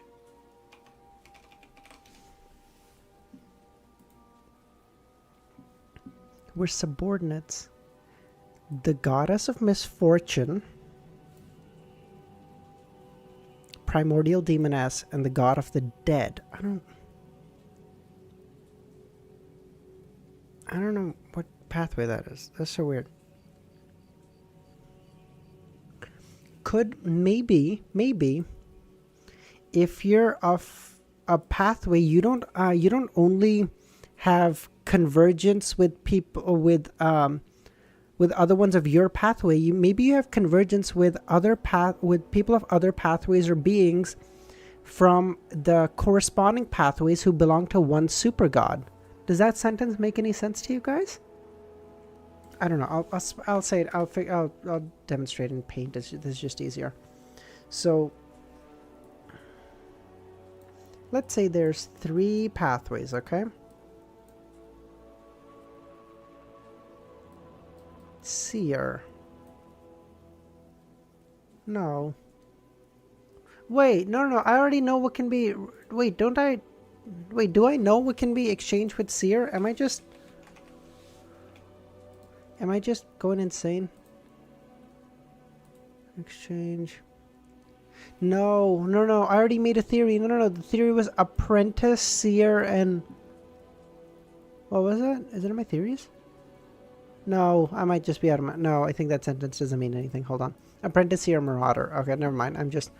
I'm cooked. Never mind. Forget me. Fuck it. No, I was so mad. I closed my notes. I was so ticked.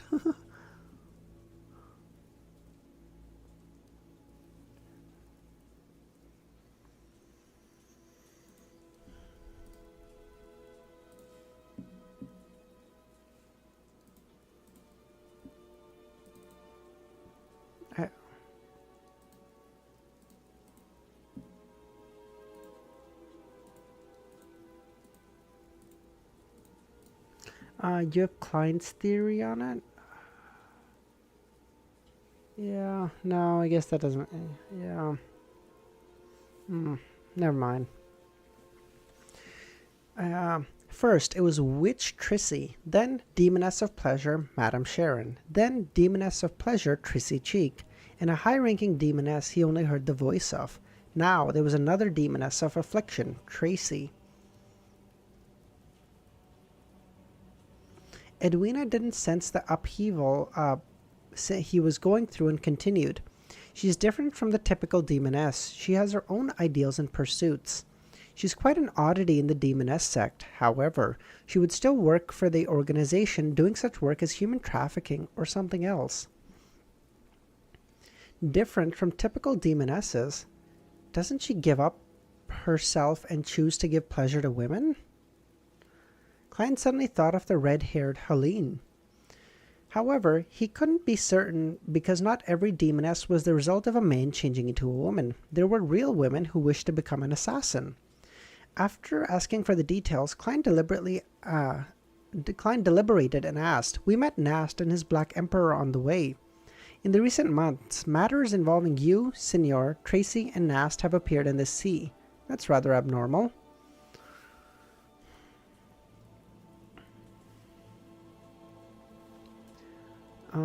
Four of the four kings and 7 admirals had involved themselves in the Rorstead Sea in a short period of time.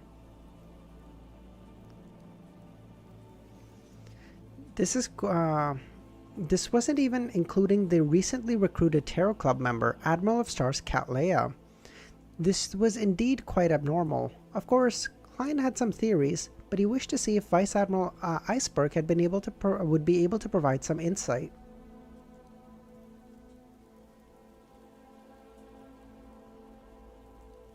What happened, Dr. Z?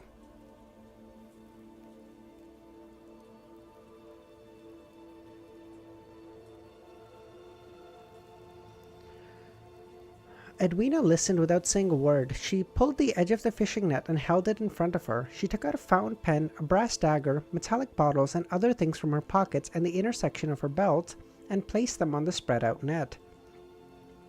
They latched on firmly without moving. It seemed like there would be. It didn't seem like there would be any interaction between them. At this moment, Edwina bent down and pushed a rock used to press down the net. She placed it in the middle of the open net. Oh, she's doing a physics explanation of how, like a thing with a sufficient enough mass would bend space-time. So she's basically trying to imply that something so big is happening, it's like it's converging in other pathways. It's converging in basically everything nearby. Do you guys know the theory that I'm talking? Do you guys know like what I'm talking about when I say like the physics theory of like a mass object?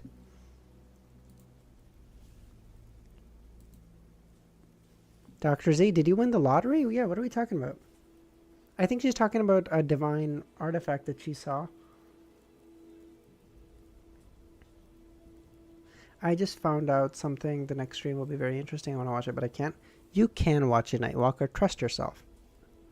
It's basic. Okay, yeah, you guys know. Okay, so I don't have to. Okay, we're good. But I just wanted to make sure. Not every. Well, kind of, Lesney. It is gravity, but it's like how gravity bends space-time. It's like.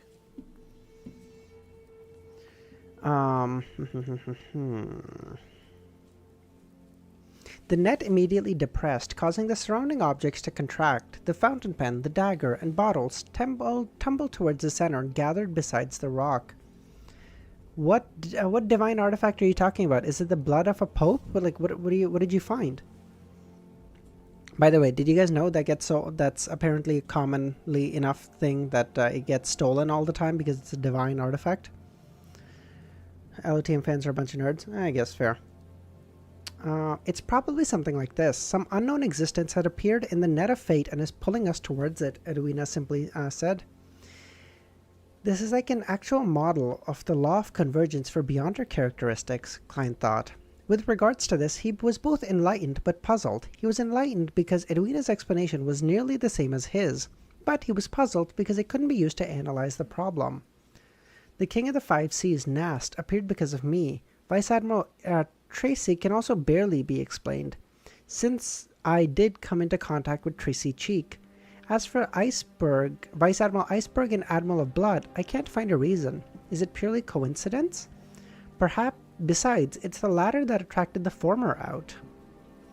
I think it's that Nast is trying to become a sequence 0, so as such it's pulling in a lot of Beyonder powers or something. I don't fucking know how that would work. Oh, it's closed.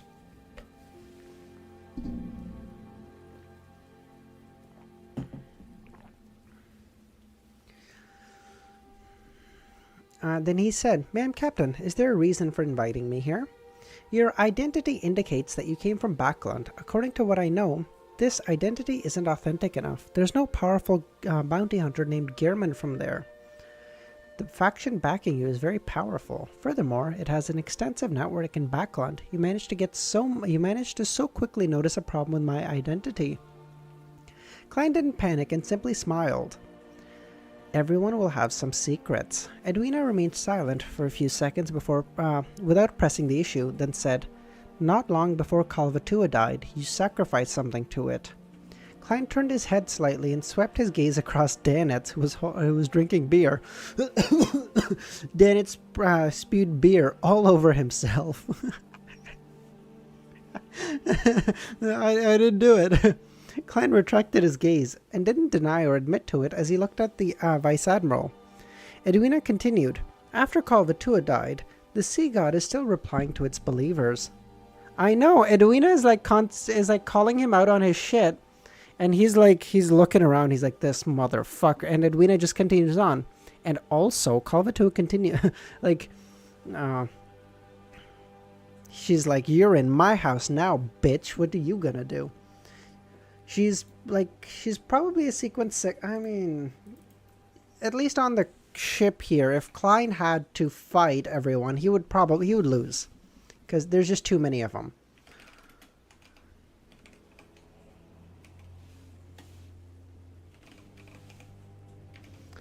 He would definitely be able to run away safely though. Like, I feel like he's strong enough that he could run away safely, like, you know, jump into the ocean or whatever from the ship, but he definitely wouldn't be able to win in a fight if he had to here.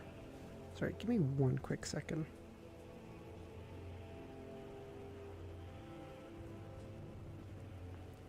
Fuck. 6 more. Shit. Fuck. Okay. Continuing on, sorry. Danitz broke the broke hood. I know, what a bitch. Run away, then return with... Oh, that is so hard. Call Big Brother and just say like, "Yo, Dad, Isaac, they beat my ass, I need your help." And then go back and beat their ass. The legendary water tube? True. Is she suspecting something? Klein looked directly into Edwina's eyes without moving them away, nor did he blink or dodge his eyes. After knowing that Danitz had divulged his sacrificial ritual to Kalvatua before it died, Klein had the necessary preparations. If he wasn't standing on the shipboard and was instead sitting on a sofa, he definitely would have crossed his right leg and leaned back to give a calm and composed answer. He smiled as he raised his left hand. He introduced with a calm tone, "This glove of mine is creeping hunger." Klein believed that Danitz, who had witnessed him in combat, definitely passed the relevant details on to the captain. Therefore, with the Vice Admiral's rank being equal to that of Vice Admiral Hurricane, it wasn't difficult for her to guess that he had acquired creeping hunger. In that case, taking the initiative to divulge gave him a psychological advantage rather than being exposed by her. True. And for him to suddenly mention it gave a double meaning. First, he was hinting to her that he had an organization backing him, one that could kill Vice Admiral Hurricane and orchestrate Kalvatua's death. Second, it was a warning for Edwina that she was not to attempt an investigation or delve deeper into this matter, or otherwise the instantaneous death of Vice Admiral Hurricane awaited her. Oh, he's actually threatening her with ASIC. Oh my god, Romero, true. He's going, "Listen, bitch. You're strong, but we will beat your ass. Calm down." At this moment in time, Klein continued maintaining his Gehrman persona. He didn't directly threaten her or refuse to admit it. Instead, he provided a calm answer that hid madness within it. Edwina nodded and changed subjects. I plan on providing a certain amount of assistance to the resistance in the Rorstad archipelago, mainly food and fabric. Assistance? Her backing faction is against loan. Or she just wants to make things difficult for the Church of Storm. Klein wiped his smile and said, That has nothing to do with me. Don't expect to trip me up, he said silently. Edwina turned her head and raised her arm to point at Blazing, who was drinking, while secretly stealing glances.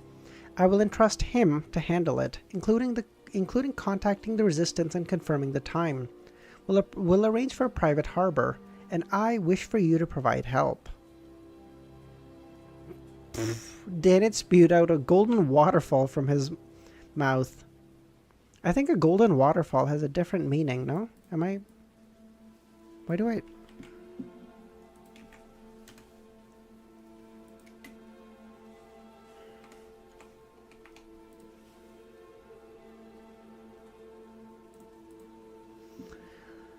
The two pirates sitting beside him laughed, and they bent their backs and struck the deck, spewing out the beer that they had just drank.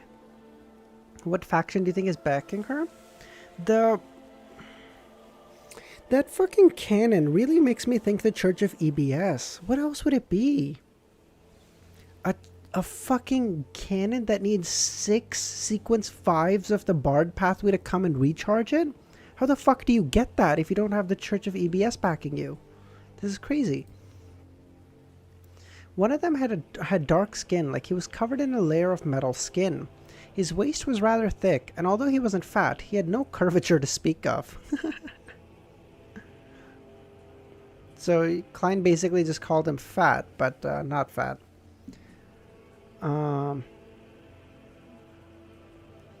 Edwina retracted her gaze and added in an unhurried manner before Klein could speak. You're an adventurer. I believe you won't decline a job that pays well. You really have found an excellent excuse, Klein smiled. Of course. He didn't ask how much the payment was, while Edwina seemed to mention forgetting to mention it. This intelligent and beautiful pirate admiral gloomily said, Senor got someone to pass me the news that he's willing to buy the key of the giants, which I previously discovered, for 5,000 pounds. It was the item proclaimed to be Death's key. It was a gigantic black iron key that nearly made Dennett lose his life in Bayam. Klein suspected that it didn't originate from the Dark Second Epoch, but it was something connected to the Giant King's court. She's hinting at me to offer a price? Klein was first taken aback before he came to a realization. He couldn't help but inwardly mumble, 5,000 pounds? I don't even know if the key's of any use, or if it involves the Giant King's court. If it doesn't have anything to do with it, can I return it? Besides, there's no information about it. There's no prior information about it. Even if I take it above the Grey Fog to divine it, I wouldn't receive any effective revelations, because he doesn't have enough information. Plus a demigod alone could charge it. That's not true, Ramiro. I think they said that you could use the cannon 10 times before it needs to be charged. A cannon 10 times on a ship? That's not that much at all. Have you never played Assassin's Creed Black Flag? I used my cannon 40,000 times before that fucking game was over, bro. That's the extent of my knowledge about cannons on ships. Besides, there's no prior... no, alright. Yes, a simple inference is that it doesn't involve the Giant King's court, but some other treasure that I have no idea about. Then it would be useless if I bought it. The only benefit is that it will disrupt Admiral of Blood's plans. It will harm without benefiting me. If it involves the Giant King's court, the Admiral of Blood is unlikely to find the target location even if he bought it, as it's located in the City of Silver. Besides, I plan to hunt him. When the time comes, I can obtain the key without spending money. It's equivalent to having him buy it for me and watch over it for some time. After some thoughts, although such thoughts are very idealistic, it's not impossible. Klein pondered for a few seconds and said, it might be hiding a huge secret. He deliberately mentioned this to the Vice Admiral Iceberg, unwilling to sell the gigantic black iron key to Admiral Blood Senior. It was to prevent the latter from rapidly strengthening himself after obtaining the treasure and stepping into the demigod realm. That would bring a considerable calamity upon Klein. Edwina listened silently and didn't continue on the topic. She half turned her body and pointed to the cabin's entrance. "Breakfast has been prepared for you." "Thank you." Klein took off his hat and bowed. As he followed the Vice Admiral into the cabin, he quickly recalled the conversation they had just had and sought the true motives of Edwina's invitation. Good lord, that's a lot of reading.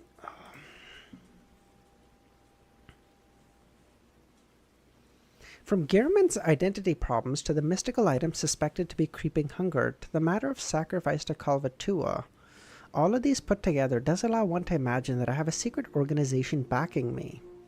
As for the faction that the Vice Admiral belongs to, it's very wary, guarded, and interested in this matter. Therefore, it got her to probe me in person and see if they can obtain anything.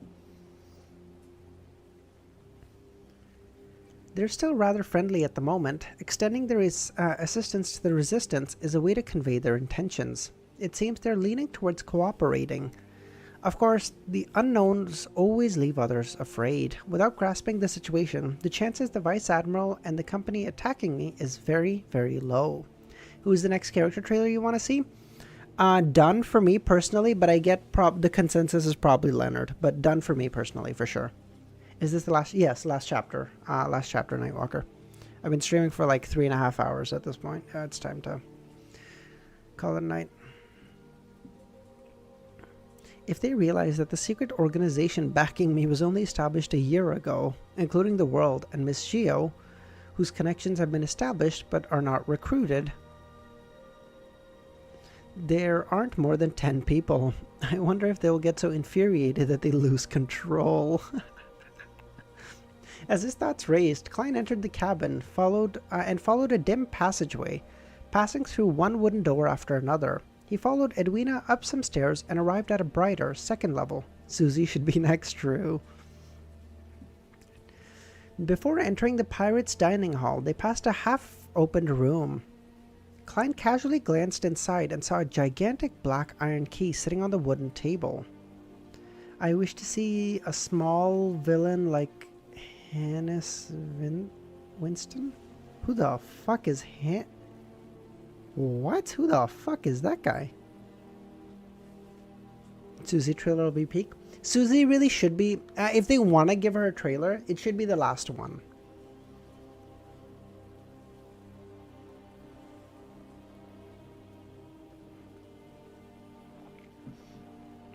Oh, Hannes Vincent. Oh, God.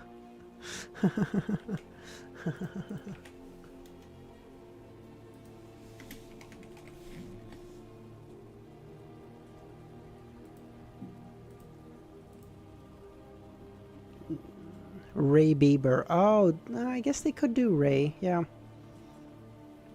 Imagine she's the next trailer and the last.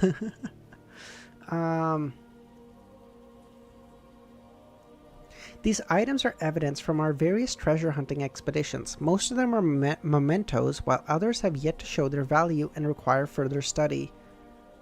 Hannes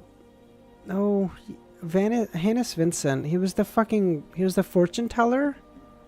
Right? I can't remember what happened to him. Yeah, he fucking died, but I don't know how he died. Oh, wait, wasn't he helping... Wasn't he one of the ones that sold the Indigenous Family Notebook something? Yeah. Oh, I think I'm recalling bits of it.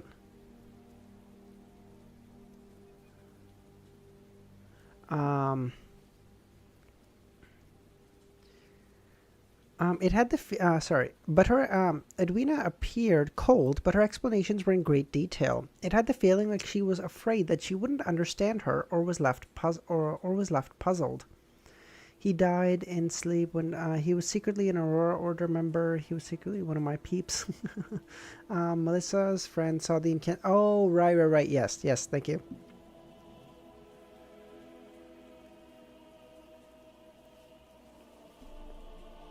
Yes. And when she mentioned the word study, her aqueous blue eyes clearly lit up a little. She's clearly off the reader pathway. Evidence of various treasure hunting expeditions. Klein couldn't help but carefully look inside. Sorry, there's a hair on my tongue for some reason.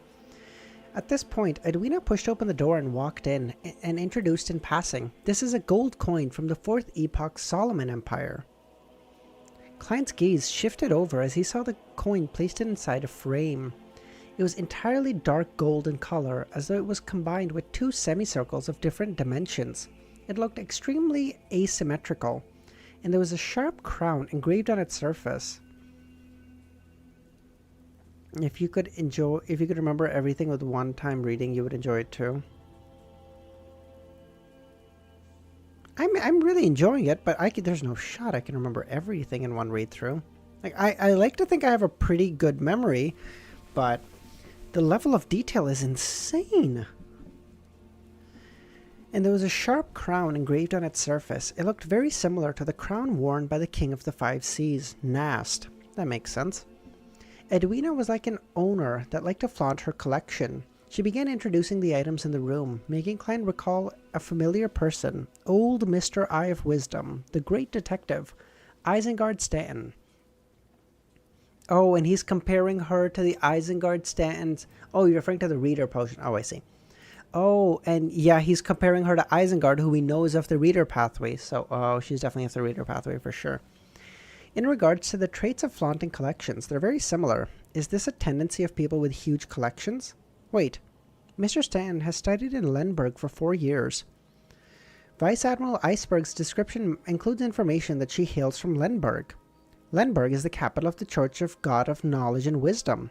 Mr. Stanton also admitted to converting his faith to the God of Wisdom while he was studying abroad. Could the faction backing her be them? True. Compared to Easy, you remember way more stuff. He literally forgot the planter and reader existed. The only reason, well, in fairness, the only reason I remember planter and reader exist is because I shit on them habitually, so that helps.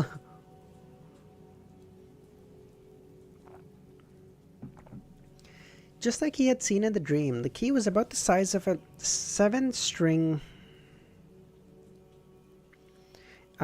zither? What is a zither? What the fuck is this word? A zither is a class of stringed instruments. What in the fuck? I've never seen this thing before.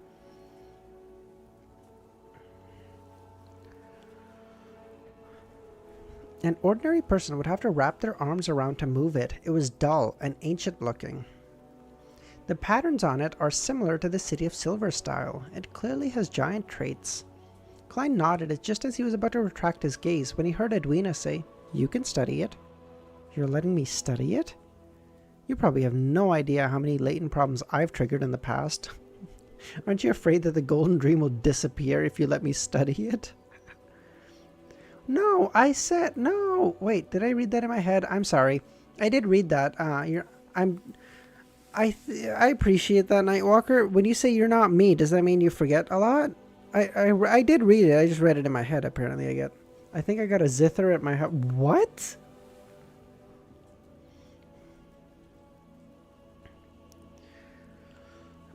Klein criticized himself in a self-deprecating manner before reaching out his right hand to touch the iron black key. He found it ice cold to the touch, and regardless of how much spirituality he injected into it, it was useless. "Unfortunately, I can't bring it above the grey fog to study it." Klein retracted his right hand and shook his head indiscernibly. He shifted his gaze onto a book in goatskin placed on the same table. On the brown cover were words written in ancient Vasak. Roselle's Travels. Roselle's Travel Journal? Oh my god, can he study this? Nightwalker needs the attention from his godfather. Somewhere in the warehouse? Jesus. It originates from a sunken ship. It had been soaked at the bottom of the sea for 165 years. without any damage. Well, yes, I know it says Roselle's, but a coincidence? I don't think so, motherfucker. It records a record about a giant named Roselle. Oh, it's a fucking coincidence. Fuck off. Ugh. He had decided to head to the nation of Frost to hunt the King of the North, a powerful frost dragon. Along the way, he encountered... What the fuck is... What emote is that, Justin? What? Along the way, he encountered companions, a female elf, a devout ascetic, a aristocrat from the Solomon Empire, and a lone soldier. The story develops until they encounter the King of the North, before it suddenly came to a halt. It's not the end, but the later pages cannot be opened no matter what method are used. You can give it a try. This isn't a notebook in a journal style, but rather a novel. It puts together characters from different epochs and eras. It should be something that was recently produced. Klein flipped through the book and allowed the yellowish-brown pages to slide past one after another. Hey, I just don't like being ignored, and that is not helping me at all.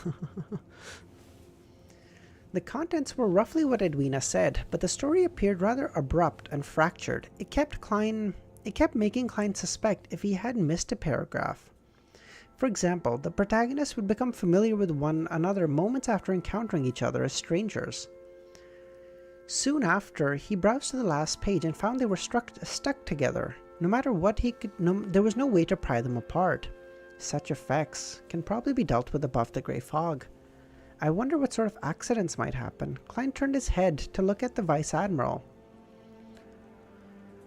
Edwina fell silent for a few seconds before saying, "If you wish to have it, I can sell it to you. I've studied it for years without gleaming a thing from it. But I have a condition." "What's that?" "If you figure something out, you have to tell me the results so that I won't be puzzled over it." "As long as you agree, I can sell it to you for cheap." Klein's interest was piqued. "How much?" £8,000! Edwina said calmly. Oh my god. And I fucking said it and I yelled it. You know what? That reminds me of the thing from Harry Potter. It was like Dumbledore asked calmly or whatever the fuck. I'm sure you guys have seen that meme. Fuck. Jesus. £8,000! I'll sell it to you for cheap! How rich is she? What the fuck? Klein deliberately pondered as he nodded indifferently. I'll consider it. I'll consider how to pretend that this never happened, he silently thought. Okay, nice. Alright, we'll do art now. We'll check out the art, and then we'll go, and then we'll end it there. Alright, Ramiro, can you please ask Easy to not read for too fucking long today, so that I can hopefully catch up to him tomorrow so that we can talk? If he has an 8-hour stream, he can be ahead of me. I can't do that. I don't have it in me.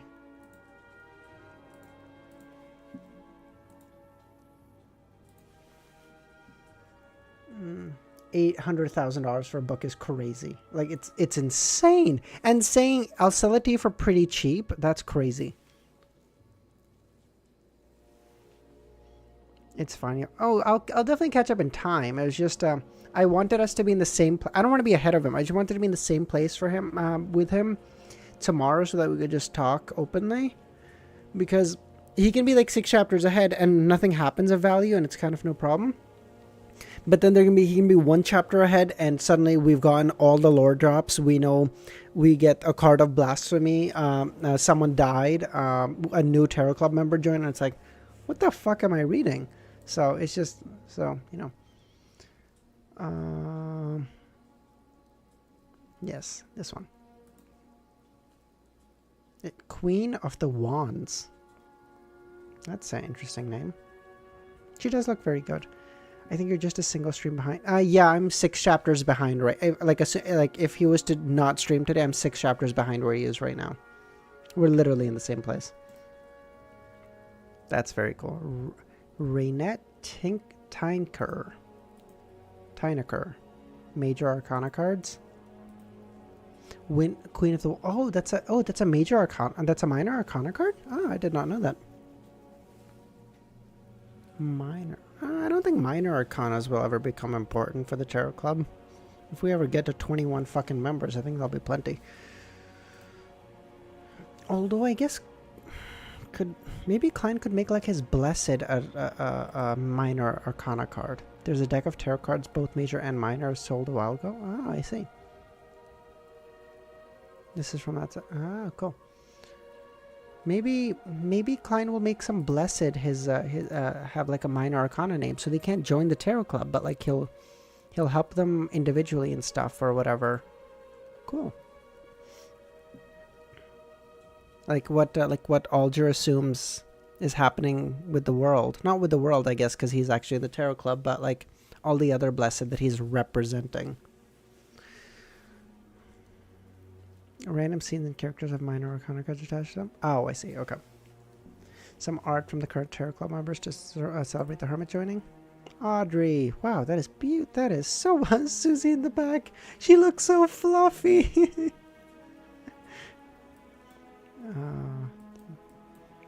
Is that the characteristic? Is that lie?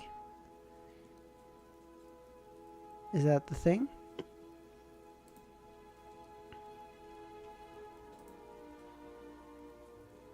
Alter. Looking very good. I'm very man, they need to give him more of a beard. This is crazy. One of his main characteristics is having a scruffy beard and looking scraggly. The hair looks perfect as far as I'm concerned. Damn. But overall, very good. The sun. This is so cute. This is so well done. He looks just like Susie being a true spectator. True. Man, how tall did you guys say the sun was? Because I always thought he was pretty short, and then you guys were like, no, he's like the tallest one there. Is he like 6'3" or some shit? Like, that's great, but it is very well done. My God. Oh, oh my God, that looks 2 meters. What is 2m in feet? 6'5"? This motherfucker. What is he doing? What is he doing fighting from... What is he doing fighting monsters? He needs to be in the NBA dunking. What the fuck?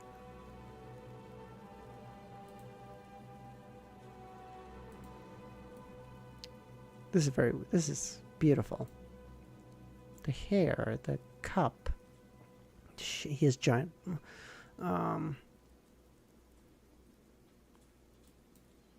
This is very well done. I love this. This is one of my more favorite For's art. Like even the flowers look beautifully done. Emlyn. Yeah, you can act all scary, creepy all you want, motherfucker. We know you like dolls. Get fucked, loser. This is considered normal in the city? That's great. City of Silver has giant pathway. Oh, yeah, I guess they have giant... Yeah.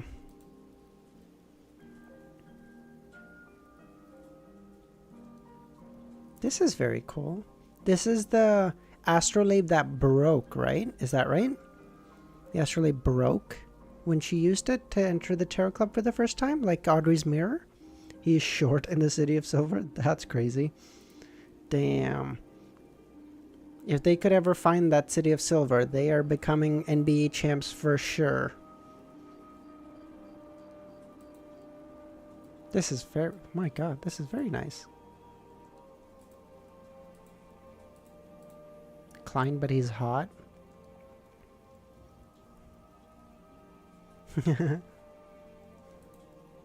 This is fun. Alright, bye, Dr. Z. Have a good day. See you later. Damn, this is so good. Colin Iliad is like 7'7"? He's the monster lurking in the dark. What the fuck?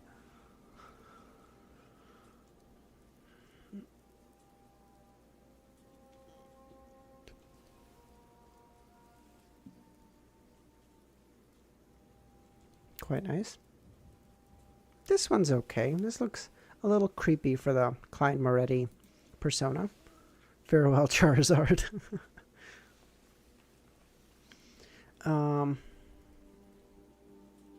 This is quite nice. This looks like he's at a funeral. With the hat out front. Whoa, this is cool. What is this for? Oh, is this a commission? Ah, interesting. Demon Hunter is a demon for real? Actually, dude.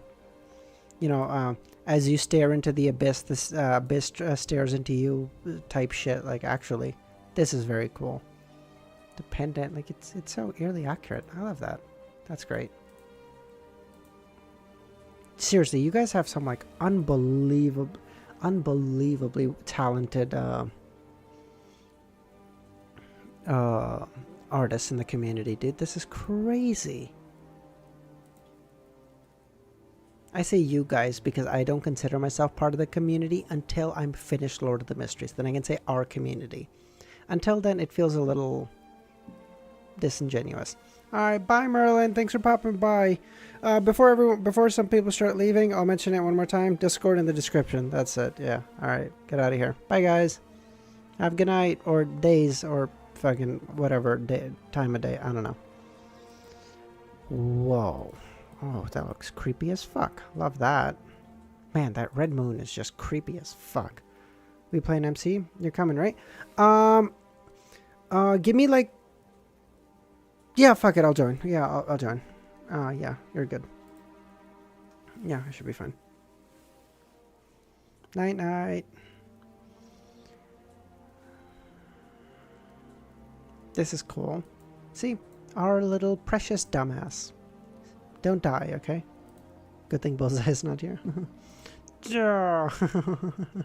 Love that. Past volume 1, you're already part of member of the community? Ah, okay, fair enough. He's doing it with the middle finger. I love that. It's not his index finger. He's the flames with his man. He's like, yeah. That's great. Love that. Oh, wow. Look at him. Looks cool. Is that a spear? Can he make flames? Can he make flame spears like how the demoness can make fire spears? Oh no! Yeah, can he make flame spears like the demoness can make ice spears? That's very cool. Oh, that is so good. Oh wow! Okay, dope, dude. Flame spear? That's dope. But that's such a cool power. What the fuck? Growing day by day, for real, dude. And the flame raven too. Oh, cool. This is cool. I don't know who he reminds me of. He reminds me of someone. Oh wait, why am I thinking? Oh, what was the guy from? Hold on.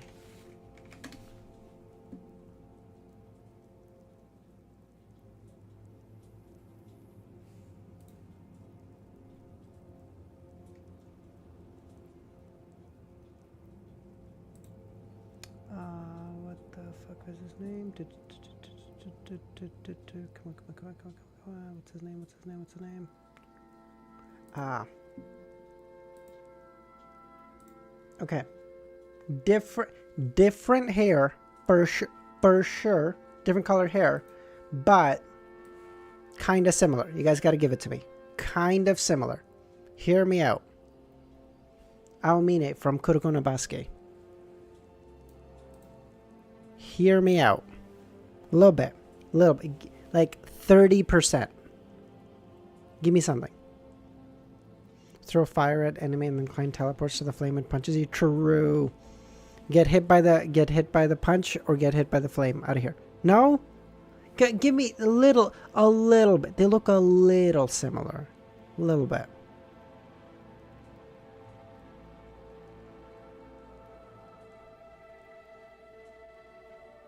I have memes for everything, Nightwalker. I'm just trying to get through it a little bit faster, I promise. Come on. A little bit. Come on. No? In this one picture? Okay, in this one picture. Yes, I'll take that. I'll take that. You know what? I'm taking that one win. Okay. All right, everyone. We're going to end stream there. Fuck you. All right. We're going to end stream there. Romero, I will join the server in like 20 minutes or something. I'm just going to grab something to eat, check in on my family, make sure everyone's doing fine, and then I'll join the server in a bit, okay? All right. Bye, guys. Thanks for popping by. Have a great rest of your day.